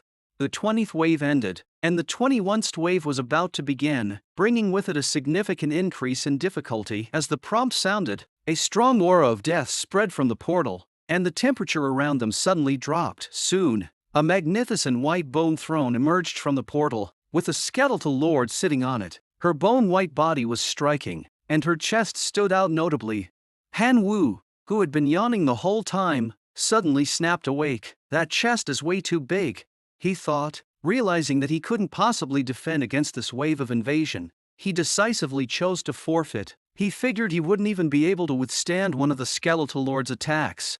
No sooner had he spoken, when an irresistible and overwhelming force of suction came from the portal, pulling the skeletal lord back into it. However, the skeletal lord wasn't planning to retreat so easily. She gripped the portal tightly and held on for 5 seconds. During those few seconds, she didn't attack, but instead hurled a rib bone toward Han Wu's divine realm. The rib turned into a streak of light, flying swiftly toward Han Wu's divine realm, and upon landing, it destroyed a large portion of his land. Han Wu was shocked, as the skeletal lord's immense power meant she could easily kill any hero life form. After the battle, Han Wu's consciousness was quickly transmitted back to his original world. Soon, a huge leaderboard appeared in front of Han Wu, with the words leaderboard written boldly on it. First place, Han Wu. His class ranked first among the 3 top classes with a score of 202, while Liu Ledian's class was in 8th place. Seeing the leaderboard, Liu Ledian ground his teeth in anger, his frustration reaching a boiling point. He knew that if Han Wu and the other 2 hadn't switched classes, the honor of having the top class would belong to his. Those students with poor scores, who hadn't passed the elimination round, were destined to be expelled from the school. Soon, the award ceremony officially began. The school handed out prizes based on the rankings. One by one, Han Wu's rewards were especially luxurious, almost sweeping up all the rewards for the top 50 and the top 3. Even Qin Xuan, who was standing nearby, couldn't help but feel envious and received 1 point of divinity, something she had long desired. The students around them marveled in amazement, whispering to each other, "That guy is really going to hit the jackpot." Han Wu thought to himself, "How should I exchange these reward cards for the best possible items?" He decided to think it through carefully. At that moment, Tian Wen spoke up. "I'll help you pick the most suitable prizes." Han Wu nodded, thinking to himself, "Teacher Tian Wen is truly the most reliable." Following Tian Wen's suggestion, Han Wu exchanged a Divine Realm land card for a 20 square kilometer dense forest terrain. He used a level 1 sacred item exchange card to obtain a level 1 sacred item, the Poison Fog Orb. He upgraded his Divine Realm core directly, finally, built a level 1 temple. As for the Divine Power weapons, since only one could be exchanged, and considering that John Tai Jianfeng required 4 swords to reach his full potential, Han Wu ultimately exchanged a war hammer worth 100,000 divine power for the Crimson Forged Dwarves. This war hammer was forged from the core of the hellish 9-headed serpent, a lord-class life form, and contained powerful fiery energy. However, when he saw the minimum requirements for using this war hammer, Han Wu immediately felt a wave of frustration. "Looks like I can't use it for now. I'll have to wait until a fire-type hero appears among the Crimson Forged Dwarves." An hour later, the homeroom teacher Tian Wen stood at the podium and announced, "Next, let's have the top 3 students from our class come up to receive their class rewards." Under the watchful eyes of the students, Han Wu, Qin Xuan, and a student named Xu Sun walked up to the stage. Tian Wen smiled and said, "Han Wu has taken first place. The class reward is 100 class points and the opportunity to choose 1 item from the high-tier resource vault." With that, Tian Wen opened the resource list. Artifacts: Fountain of Giants, Fountain of Life, Core of Xuan Iron Ore. Skills: Freezing Missile. Buildings: Goblin Nest.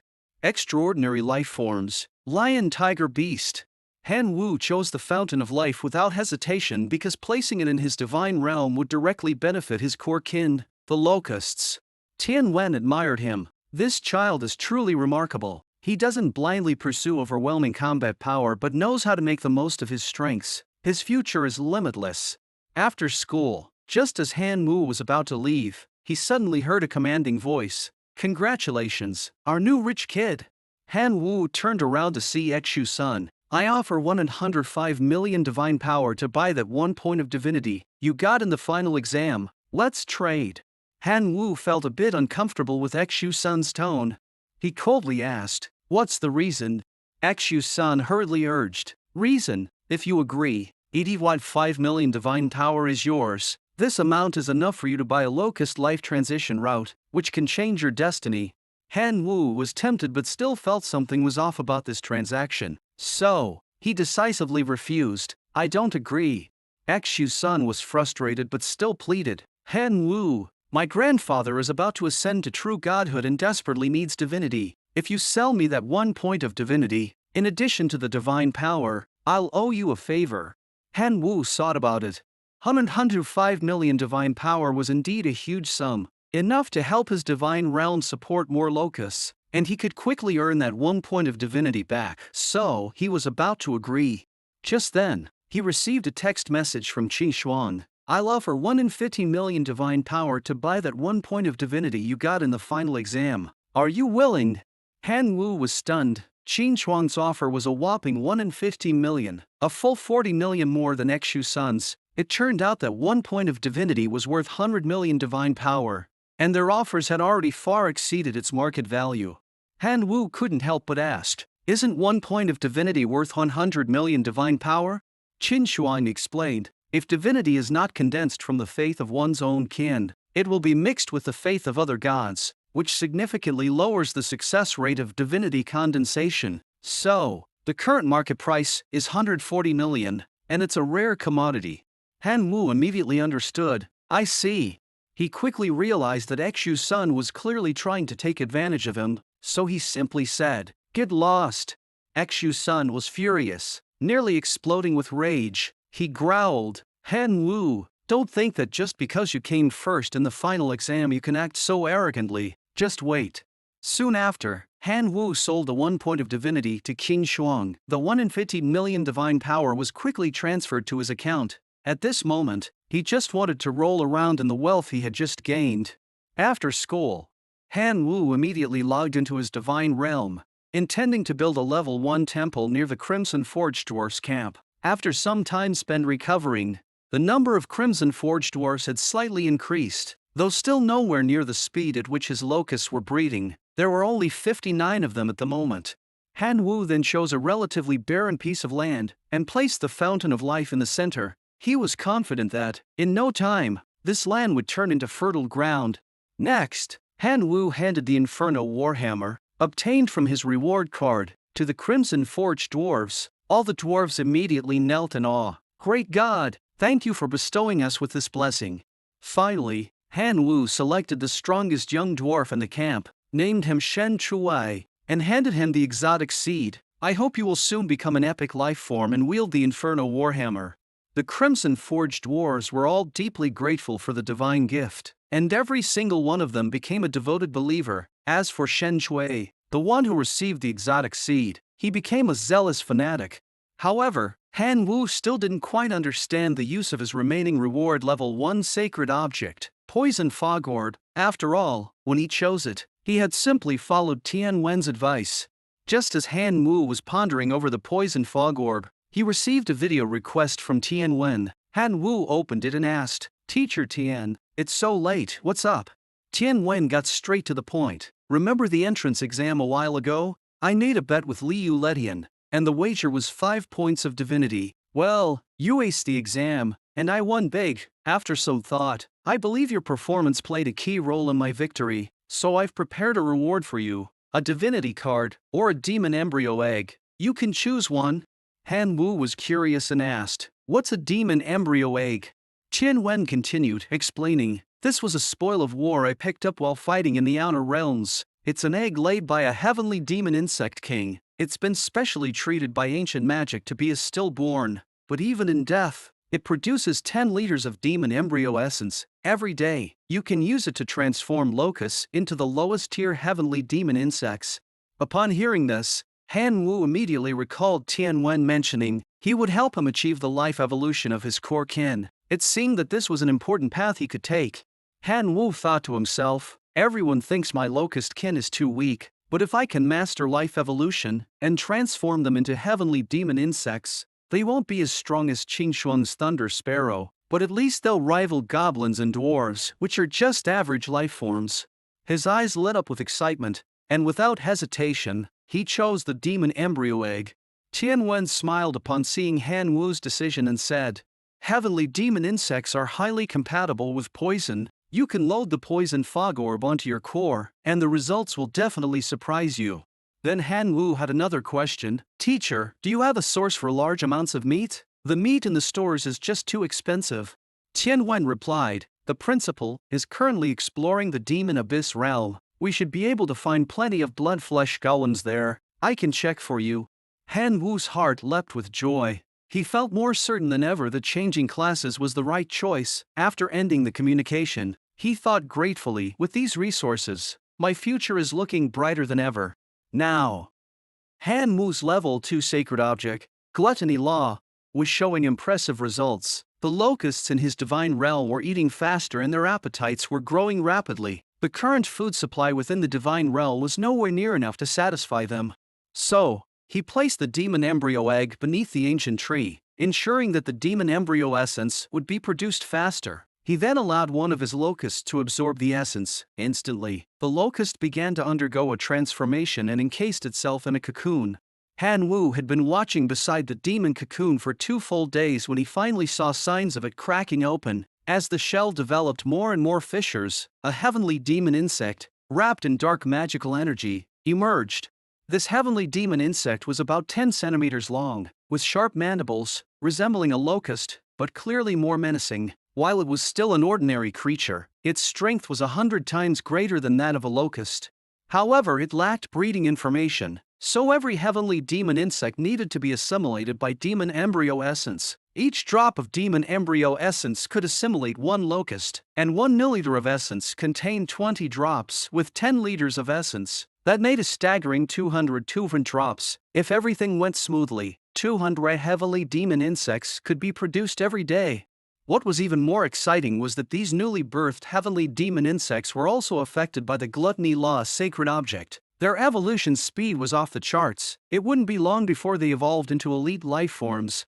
Han Wu immediately loaded the level 1 sacred object, the poison fog orb, into his divine realm core. The results were unexpected. Almost immediately, over 90% of the newly hatched heavenly demon insects mutate into poison fog heavenly demon insects, an elite species. Their strength was now on a whole new level. Meanwhile, deep in the demon abyss plane, Principal Yin Ping was frowning deeply. Although he was a true god, even he had his problems. For the past 4 years, he had been battling demons in the demon abyss, slaying countless monsters. Despite having built dozens of incineration furnaces to burn the bodies, he was still overwhelmed. The blood-flesh golem corpses, accumulated over the years, kept piling up. Even if he sealed them in cards, once the divine power inside ran out, the corpses would burst out, continuing to pollute the environment. Just as he was about to pull his hair out from frustration, Tianwen's video request interrupted his thoughts. When he connected, Tianwen awkwardly said, "Principal, I'm sorry to bother you, but I need to ask if you could provide some blood-flesh golem corpses. One of my students is interested in purchasing them." Yin Ping raised an eyebrow. "Your student wants blood-flesh golem corpses? Why?"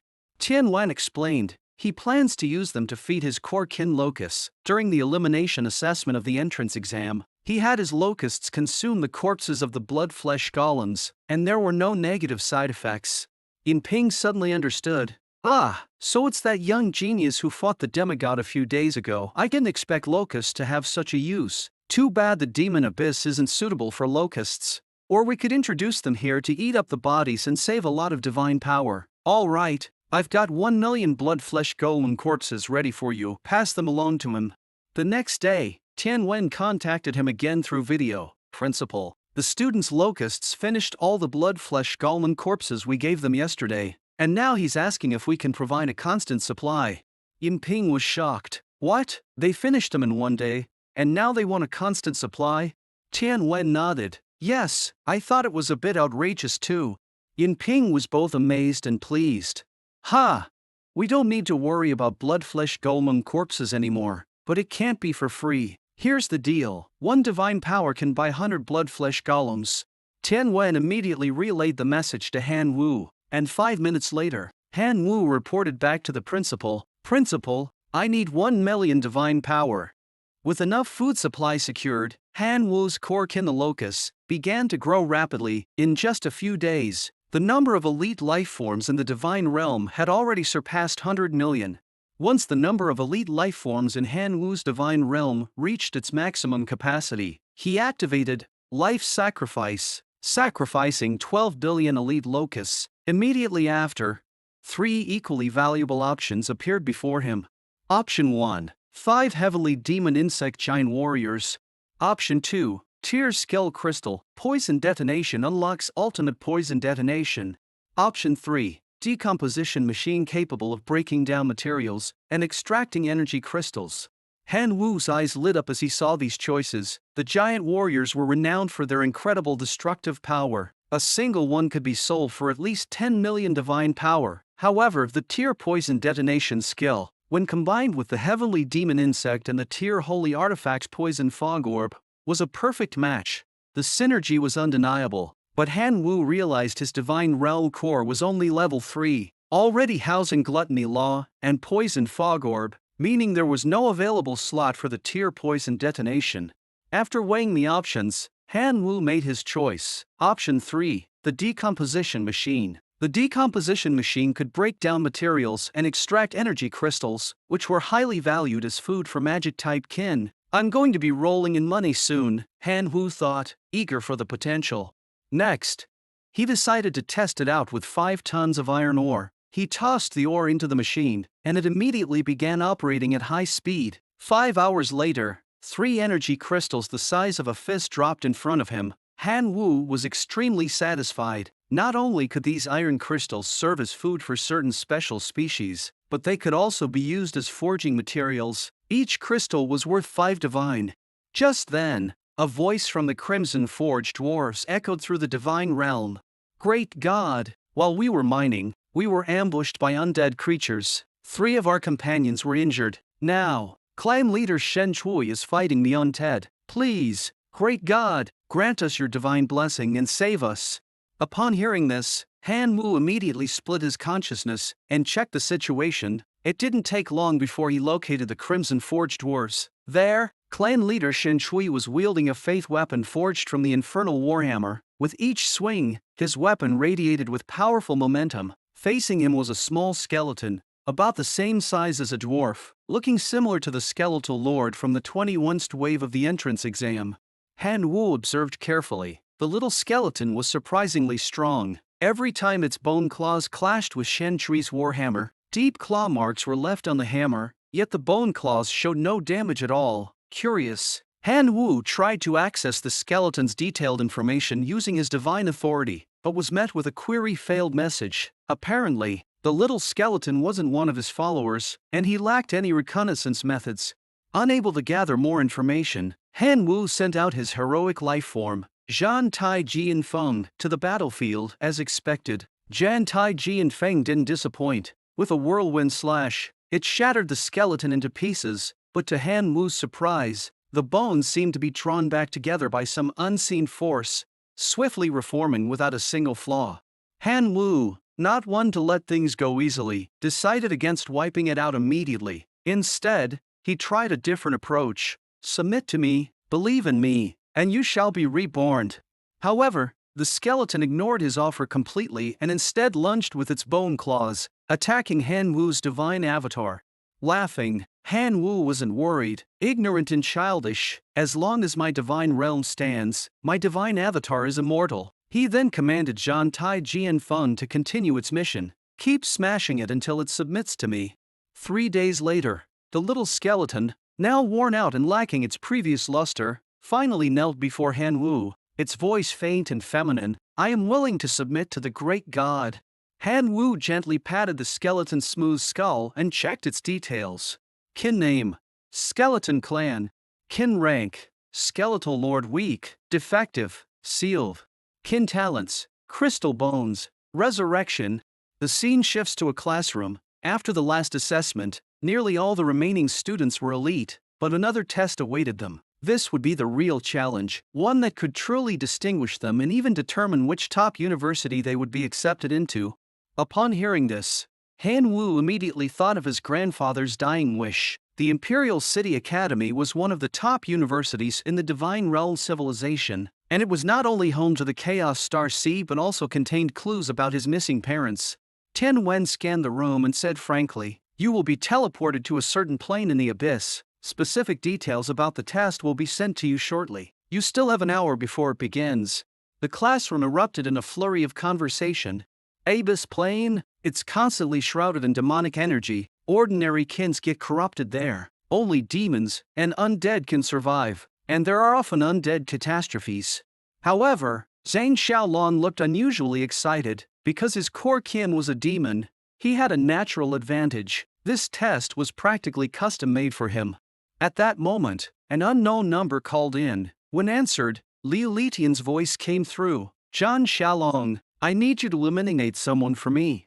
Zhang Xiaolong immediately guessed who it was. Han Wu?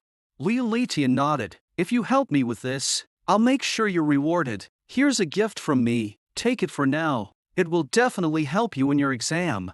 Zhang Xiaolong opened the email, only to find a card that sealed an extraordinary life form, a demon sub-dragon. This creature was as powerful as a hero-level life form. An hour passed quickly. Under Tian Wen's instructions, all the students were teleported to a certain plane in the abyss, where they were randomly assigned to various regions. Han Wu spent 3 minutes reading through the exam content. The task was simple: eliminate the skeleton camp, destroy over 90% of the skeletons, and demolish the skeleton tribe's military flag. Then, 4 options appeared before him. He could choose a kin avatar to descend. If the kin avatar died, he would descend in his true form. If his true form died, it would mean real death. Without hesitation, Han Wu chose the Skeleton Lord avatar. In such an environment, it was the only one capable of resisting the abyssal demonic energy.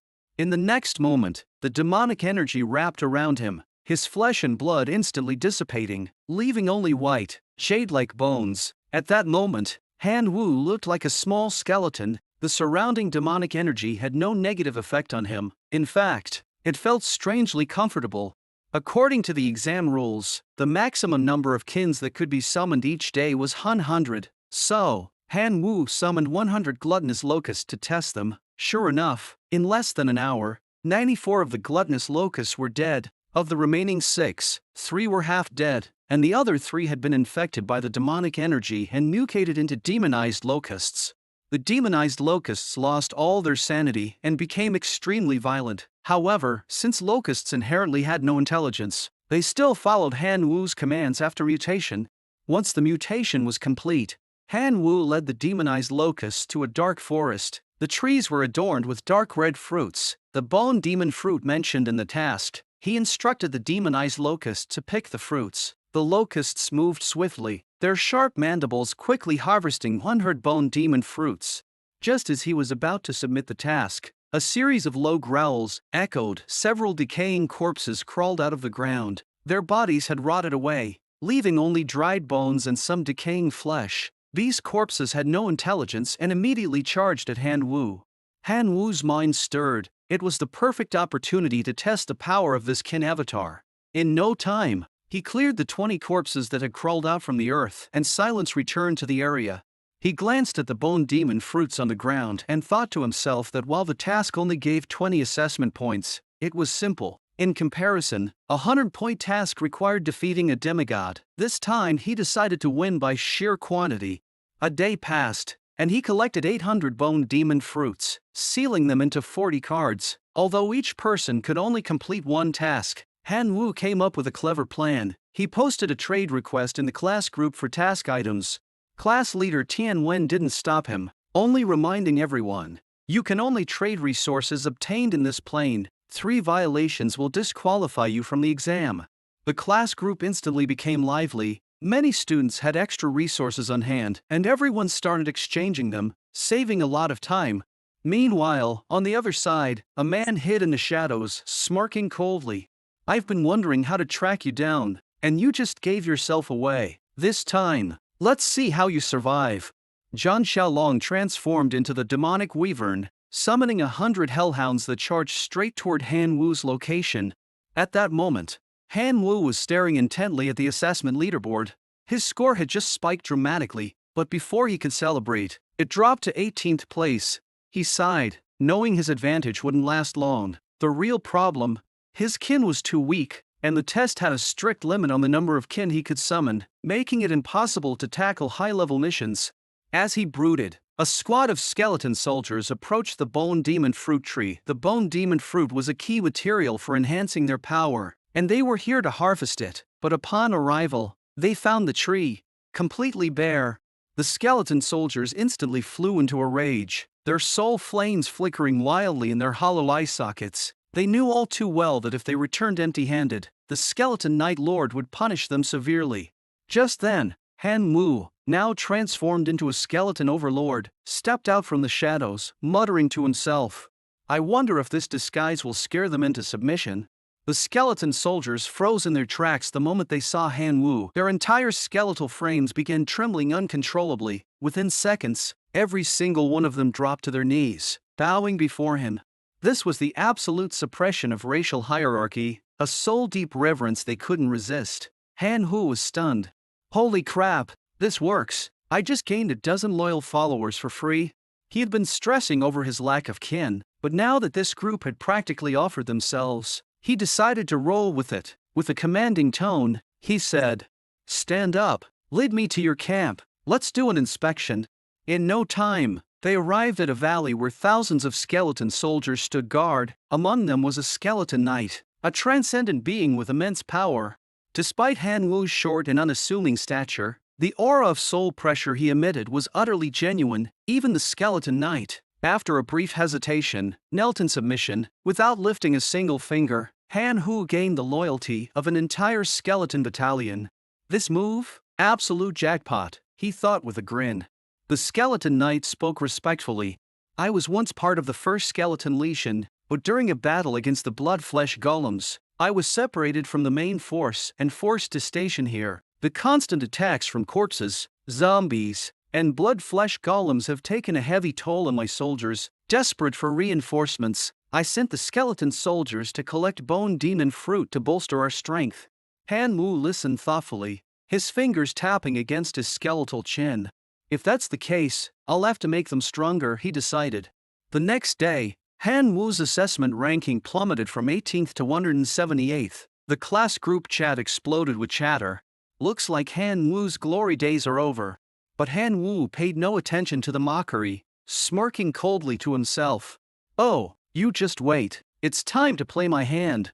He retrieved a massive stash of equipment and bone crystal stones from his divine realm and distributed them among his skeleton soldiers. The skeleton knight, overwhelmed by gratitude, practically wept tears of bone dust. Minutes later, dozens of skeleton soldiers began to evolve after absorbing the bone crystal stones. Their brittle frames transformed into iron-bone skeletons, elite beings with enhanced strength and durability. Han Wu didn't hesitate any longer. With his newly empowered army, he led the skeleton soldiers straight to the blood-flesh golem nest. According to his intelligence, the nest housed between 8,000 and 10,000 blood-flesh golems. Meanwhile, Han Wu only had about 1,000 skeleton troops at his command. A head-on confrontation was clearly a death wish. Han Wu, however, was no fool. "We'll fight smart, not hard," he declared, swiftly devising a guerrilla warfare strategy. His plan was simple: divide and conquer. Han Wu sent out a single, frail-looking skeleton soldier to stand at the entrance of the blood-flesh golem nest. The blood-flesh golems, mindless and easily provoked, exploded into action as soon as they spotted the intruder. Over 100 of them charged out like a stampeding herd. Following Han Wu's instructions, the skeleton soldier broke into a clumsy jog, leading the enraged golems to the prearranged location. The moment they arrived, over 1,000 skeleton soldiers sprang out from every direction, surrounding the blood-flesh golems in an inescapable trap. The golems, bewildered and slow-witted, were completely overwhelmed. Without realizing it, they plunged into a chaotic brawl they had no hope of winning. The skeleton soldiers had a 10 to numerical advantage and were equipped with the weapons Han Wu had generously bestowed upon them, making the battle an absolute slaughter. During the fight, Han Wu noticed something remarkable. The skeleton knight possessed the ability to convert corpses into new skeleton soldiers, expanding the army with enemy bodies. That's genius, Han Wu thought, impressed by the efficiency of this skill. An hour later, Han Wu's army had swelled to over 7 skeleton soldiers, while the remaining blood-flesh golems in the nest dwindled to just 3,000. Sensing the perfect opportunity, Han Wu gave the order for an all-out assault. With a deafening roar, his 7,000-strong skeleton army stormed the nest. In less than 3 hours, every last blood-flesh golem was wiped out. After the battle, the skeleton knight respectfully presented Han Wu with a blood heart, a sacred artifact. Though it looked disgustingly slimy, it was classified as a tier relic, capable of massively boosting the physical strength of a core kin. With the mission complete, Han Wu submitted the results and effortlessly earned 60 assessment points, catapulting his ranking to 8th place. Elsewhere, a hellhound sniffed its way through the bone demon fruit forest, but all it found were clusters of insect eggs. Zhang Xiaolong, still in his demonic wyvern form, exploded with rage, cursing at the top of his lungs. Damn it, where the hell did that Han Wu brat run off to? His fury cooled slightly when he noticed Han Wu's ranking had just shot up by 60 points. Cross-referencing the task board, Zhao Xiaolong quickly deduced that Han Wu must be near the blood-flesh golem nest. Zhang Xiaolong raced to the nest, only to find legions of skeleton soldiers stationed outside. The sight left him stunned. Damn it, Han Wu, raising a skeleton army in secret, trying to climb the ranks with tricks like this? Keep dreaming. Without a second thought, he commanded his hellhounds to attack. The beasts lunged forward, tearing the outermost skeleton soldiers to shreds. Without missing a beat, the hellhounds surged toward Han Wu's position, catching him completely off guard. The hellhounds, already formidable, had grown even stronger in the demonic abyss's unique environment, far surpassing ordinary elite lifeforms. Sensing their leader in danger, the surrounding skeleton soldiers rushed forward, sacrificing their own bodies to shield Han Wu. In moments, they formed a towering, impenetrable wall of bone. Zhang Xiaolong sneered as he observed the scene. Second day, and he's already amassed this kind of force. If I wait any longer, who'll be able to stop him? He dies today. With that, Zhang Xiaolong charged into the fray, his armored scales smashing through the skeleton soldiers like a wrecking ball. Iron-bone skeletons shattered like glass under his might. Even the skeleton knight, an extraordinary life form, was battered to the brink of collapse by Zhang Xiaolong's relentless strikes. Seeing the chaos unfold, Han Wu decided to speak up, his tone calm despite the carnage. Classmate Zhang Xiaolong, we have no grievances between us. Why are you attacking me?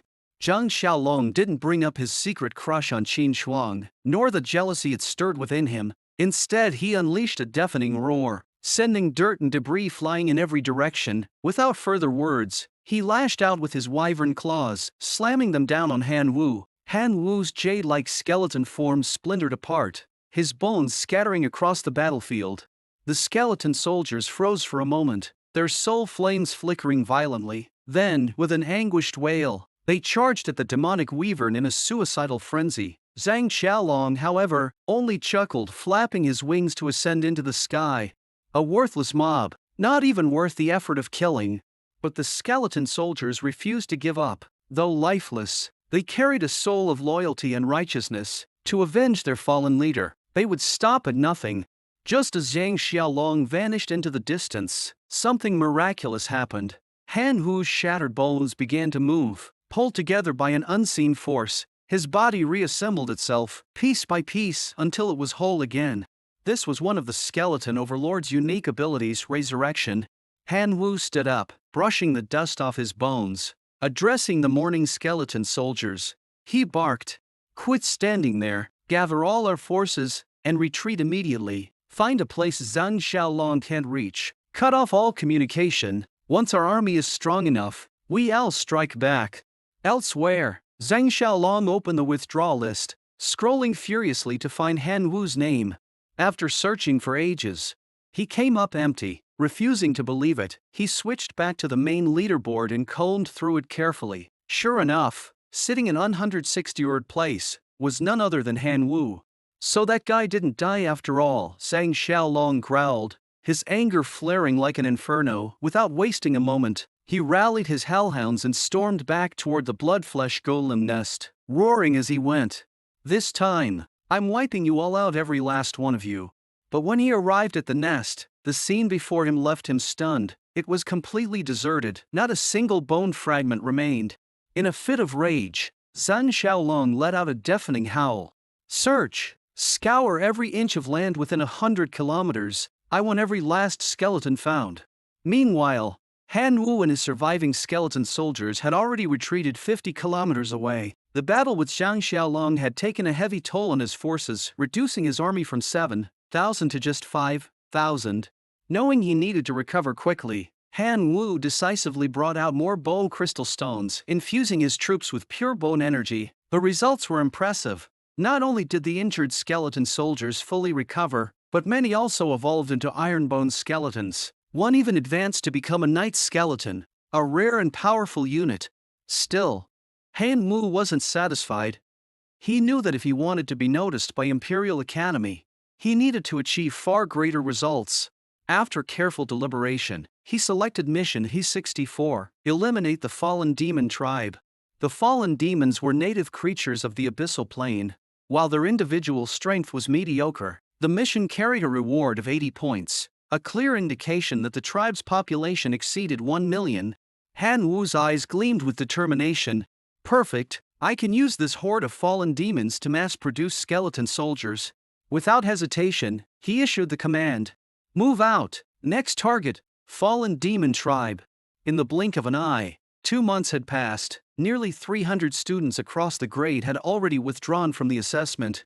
Among those who remained, Huang Fei and Liu Mo were the clear standouts, firmly holding the first and second positions on the leaderboard. Meanwhile, Han Wu had shockingly fallen to dead last.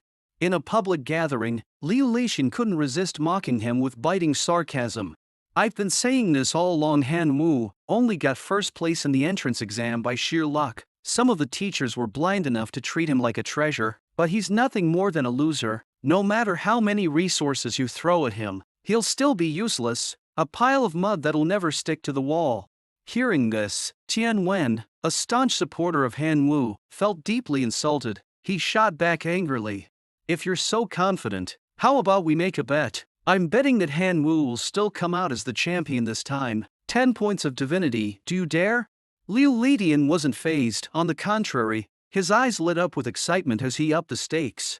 10 points of divinity? I don't have that much, but I do have a tier divine healing blessing. I'll wager that against your divinity. Deal. Tian Wen wasn't acting on impulse. He had absolute faith in Han Wu. Why? Because he knew that Han Wu was in the middle of tackling a high-difficulty mission, one worth 80 points. If he succeeded, not only would his points skyrocket, but he'd also catch the attention of top-tier academies. Meanwhile, in a remote plane of the Abyss, the fallen demon camp had plunged into despair. Once home to over 1 million fallen demons, the tribe's numbers had dwindled to less than 100,000. This catastrophic loss was the result of Han Wu's relentless guerrilla tactics. Using precision strikes, he lured out small groups of fallen demons, slaughtered them, and resurrected their corpses as skeleton soldiers. Now, his undead army had swelled to a staggering 900,000 skeleton soldiers. Seeing the overwhelming disparity in numbers, Han Wu issued the final command without hesitation. Full-scale assault. All troops, attack! The skeleton knights led the charge into the fallen demon camp. Though the fallen demons fought valiantly, they were no match for the endless waves of skeleton soldiers. Each fallen demon that fell gave rise to a new skeleton soldier. Even the fallen demon prayer, their leader and a rare reviver with the ability to resurrect the dead, couldn't keep pace with the combined efficiency of 3 skeleton knights' summoning abilities. In just 20 minutes, Han Wu's forces annihilated the fallen demon tribe and secured the camp. After the cleanup, Han Wu ordered the 3 skeleton knights to simultaneously use their summoning ability on the prayer's corpse. In moments, the flesh melted away, and flickering soul flames ignited within the empty eye sockets. Slowly, a powerful transcendent undead being emerged.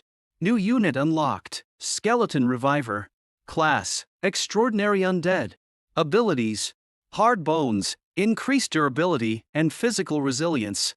Skeleton Resurrection. Revives fallen skeleton soldiers with enhanced stats. Staring at the attribute panel, Han Wu couldn't help but marvel. The skeleton reviver is even stronger than a skeleton knight. The skeleton reviver demonstrated its power immediately. It raised a hand, casting a faint green light over a pile of shattered skeleton soldier remains. Within moments, the scattered bones reassembled, and the once dead soldiers were fully revived. Han Wu's heart skipped a beat. With the skeleton reviver, I'll never have to worry about losing troops again.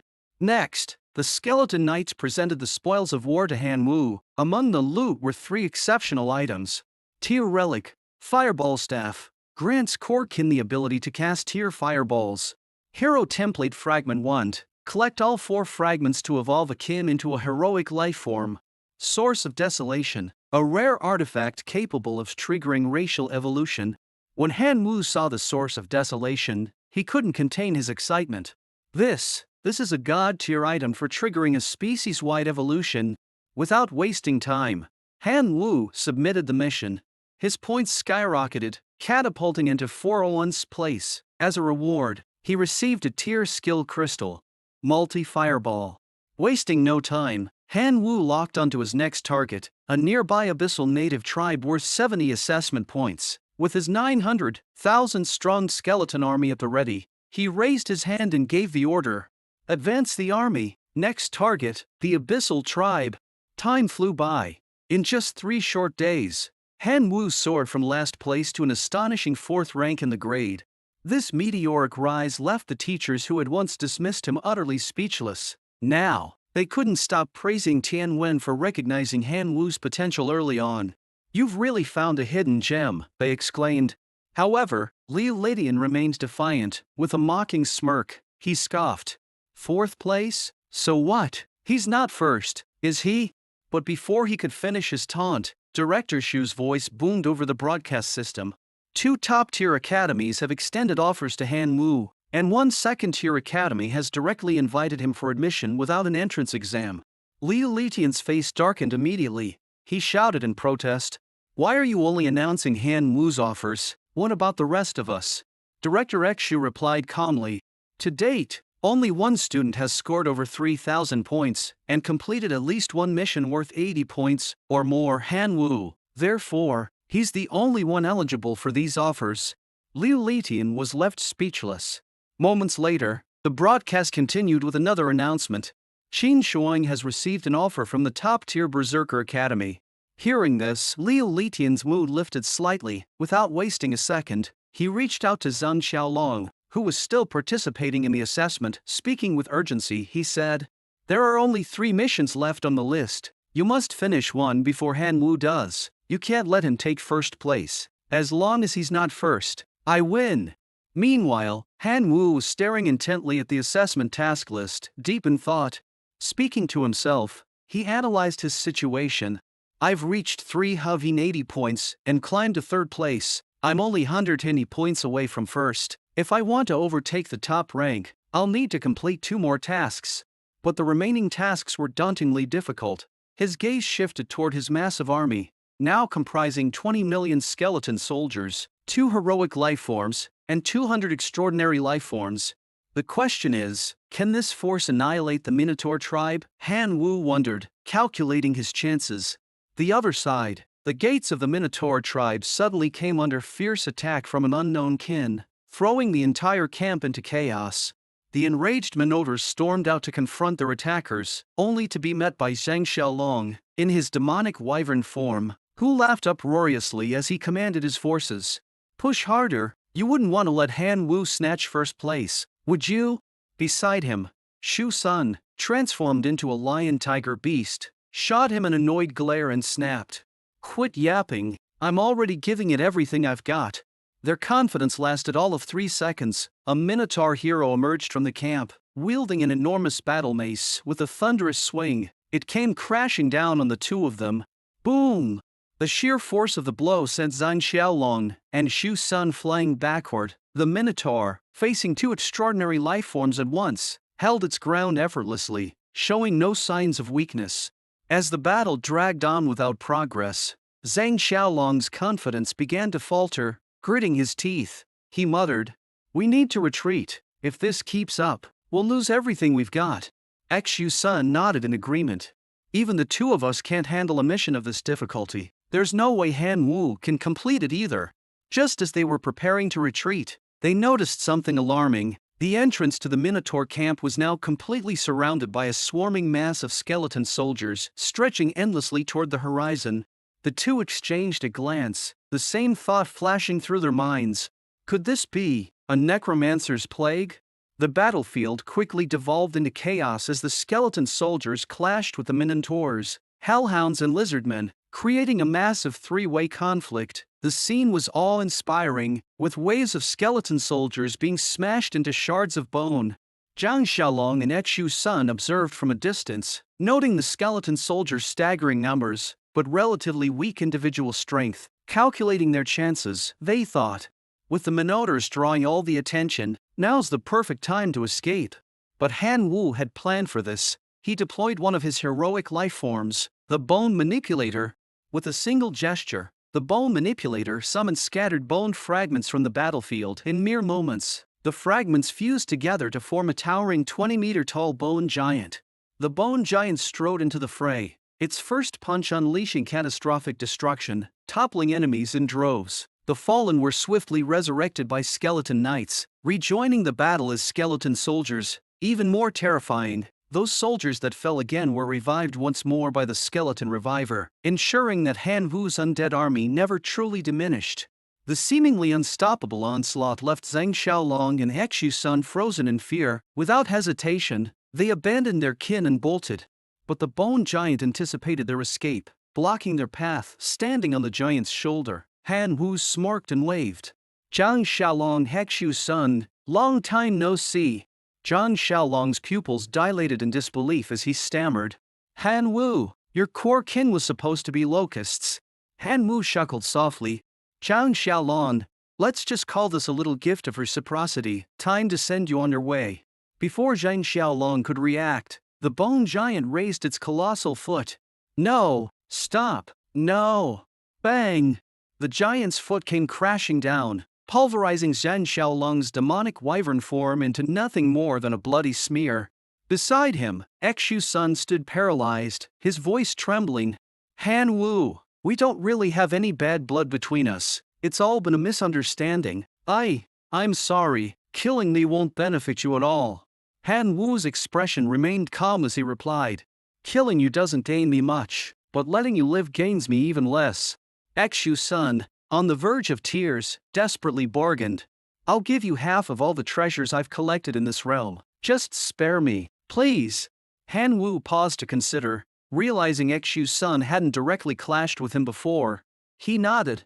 Deal. Sign a contract and you can go.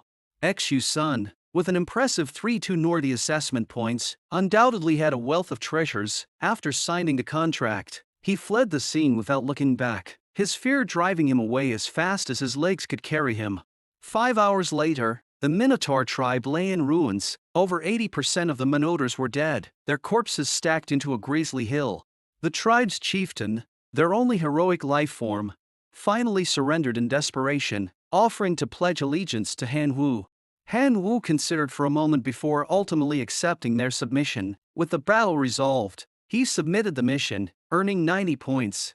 Now, Han Wu's total points had risen to 357, just 40 points shy of first place. 2 tasks remained on the board, and Han Wu was already strategizing his next move. But his joy was short-lived. Within seconds, one of the 90-point tasks turned gray, marking it as unavailable. What happened? Han Wu muttered in confusion. The leaderboard quickly provided the answer. Xin Shuang had just completed the task, raising her total to 3,180 points and claiming second place. Han Wu sighed as he stared at the updated leaderboard. He knew that if he wanted to secure the top spot, only one option remained: the final task, slaying the Dark Frogman, a demigod-level creature. The task's difficulty was staggering. Even with Han Wu's 20 million skeleton soldiers, the odds were against him. The Dark Frogman's semi-divine strength, combined with its home field advantage, made it a nearly impossible opponent. Still, Han Wu didn't flinch. To catch the attention of the prestigious Kyoto Academy, he had to take the risk. Without hesitation, he issued the command. All troops, move out. Target the Dark Frogman's lair. Elsewhere, the homeroom teachers had completed compiling the assessment data. The tasks for all 11 classes were officially concluded, leaving only 3 students still inside the assessment arena: Qin Shuang, Han Hu, and He Xiu Sun, all from Tian Wen's class. Liu Leiting sneered at the announcement, his voice dripping with sarcasm. What a pointless show. The only task left is to slay the demigod Dark Frogman. None of the 11 classes dared to even attempt it, and no one in history has ever succeeded. They're just wasting their time. Tian Wen, however, remained unfazed, with a calm demeanor.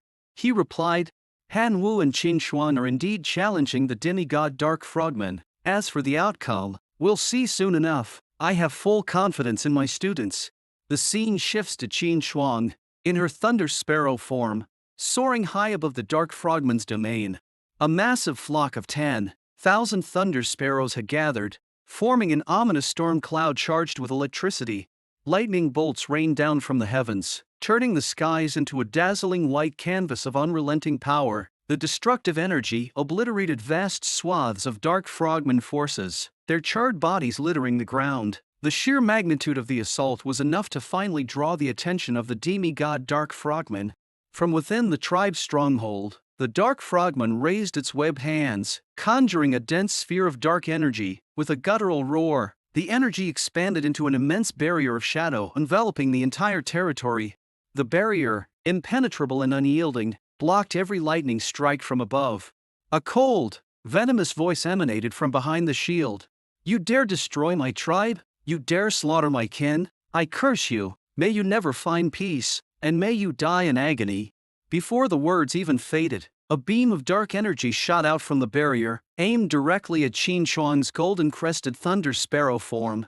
The attack struck true. Instantly, Qin Shuang felt as if the world was spinning out of control. A crushing wave of weakness overwhelmed her, pressing down on every nerve in her body. Unable to maintain her altitude, she plummeted from the skies, spiraling helplessly toward the ground.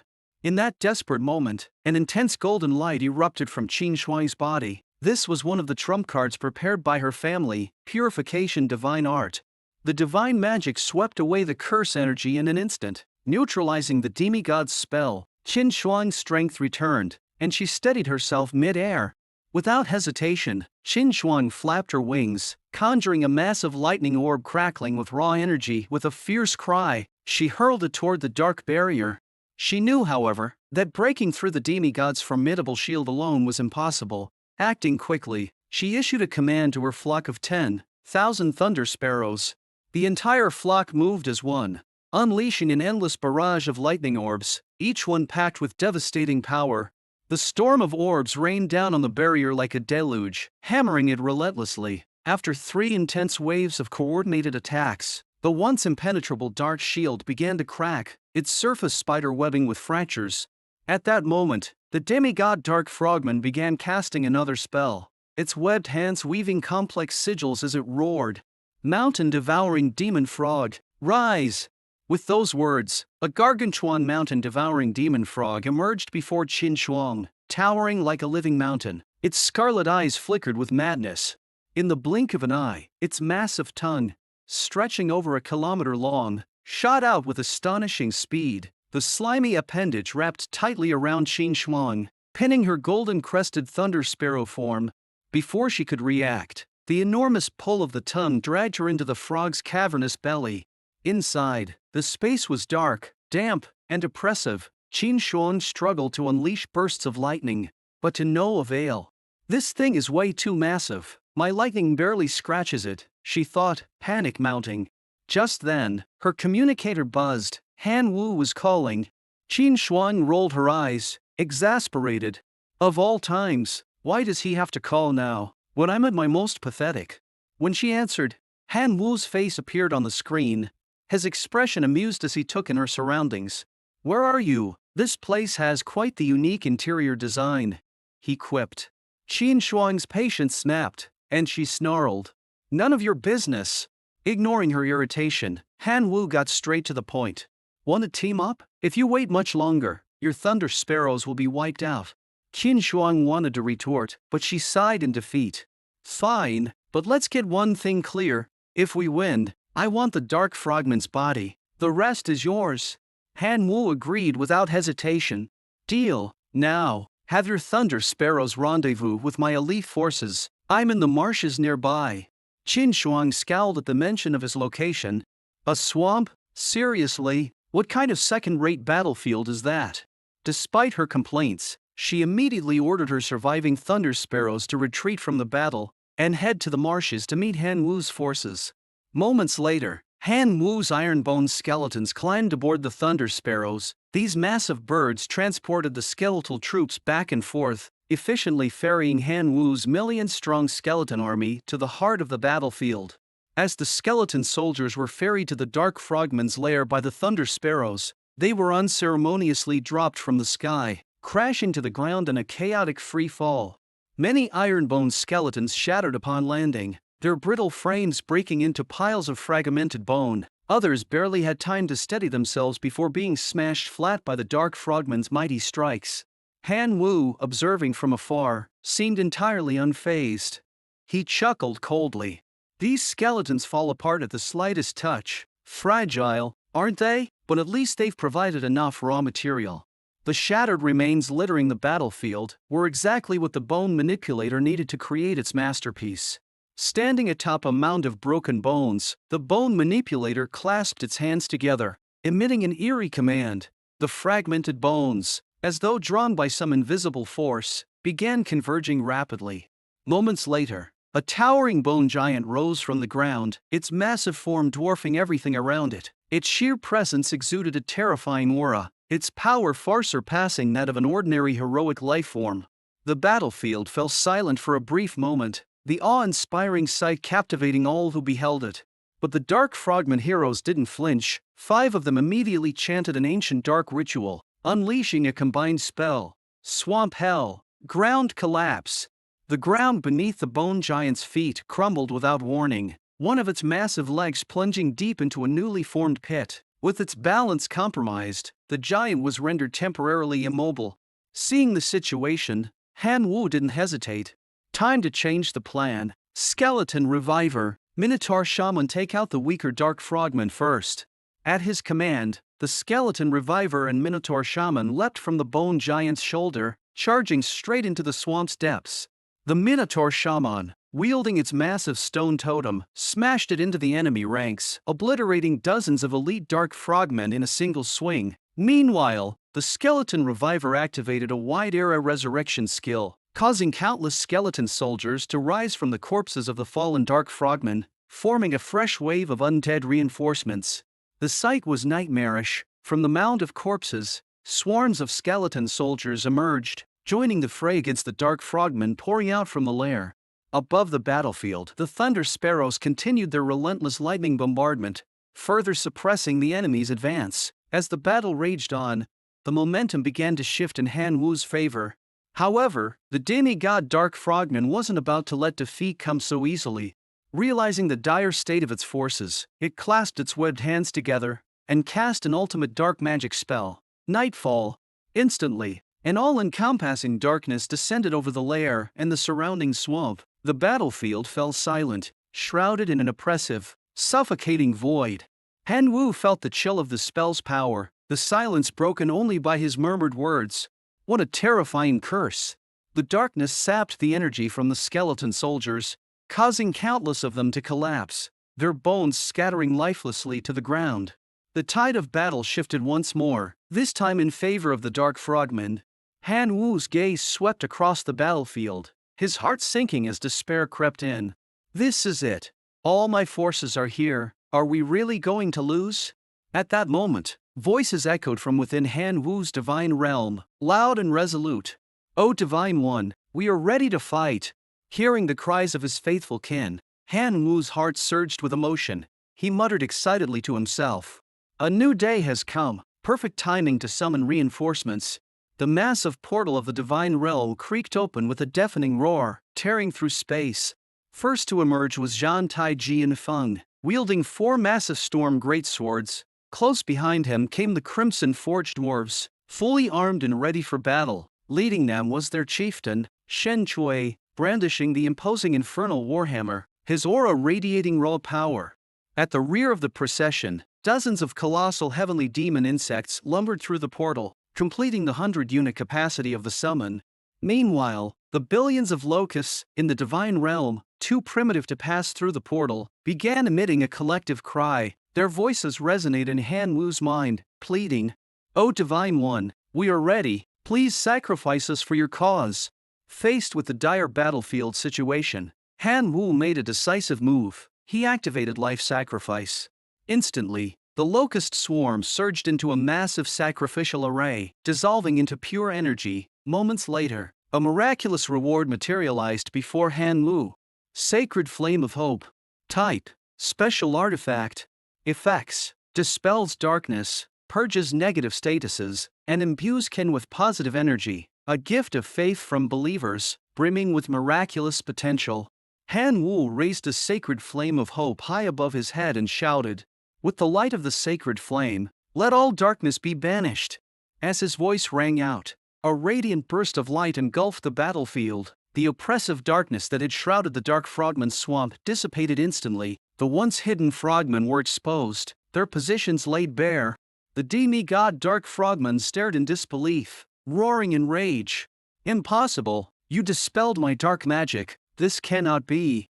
The light restored clarity and strength to Han Wu's kin, dispelling all the debilitating effects of the darkness. Conversely, the Dark Frogman, deprived of its shadowy domain, grew visibly weaker. Han Wu's eyes locked onto the mountain-devouring demon frog, and he speculated. Qin Shuang must be inside that beast's stomach. He issued a command without hesitation: "Take down the mountain-devouring demon frog."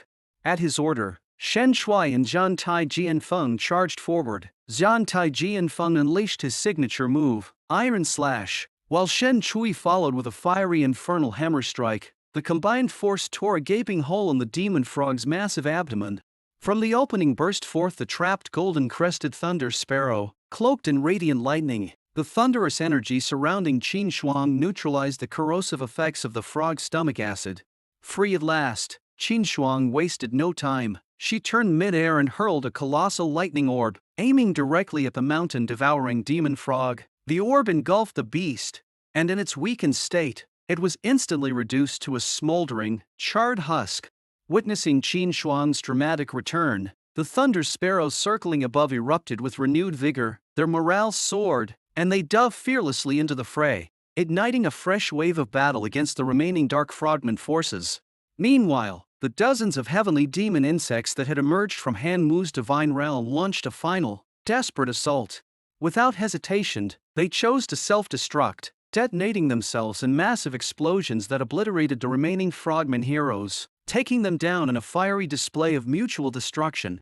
With the Frogman heroes' magical bindings severed, the 100-meter-tall bone giant regained its mobility. Its colossal bone legs crushed countless Dark Frogmen into unrecognizable smears, each step leaving behind a trail of carnage.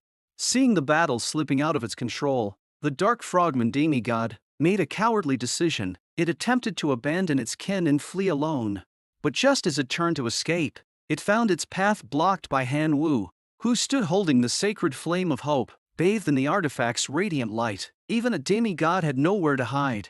Exhausted from casting multiple divine spells, the Dark Frogman demigod was nearly out of power. Its weakened state left it defenseless against Qin Shuang's relentless lightning strikes. Each thunderous bolt drove it closer to death, leaving it writhing on the ground, barely clinging to life.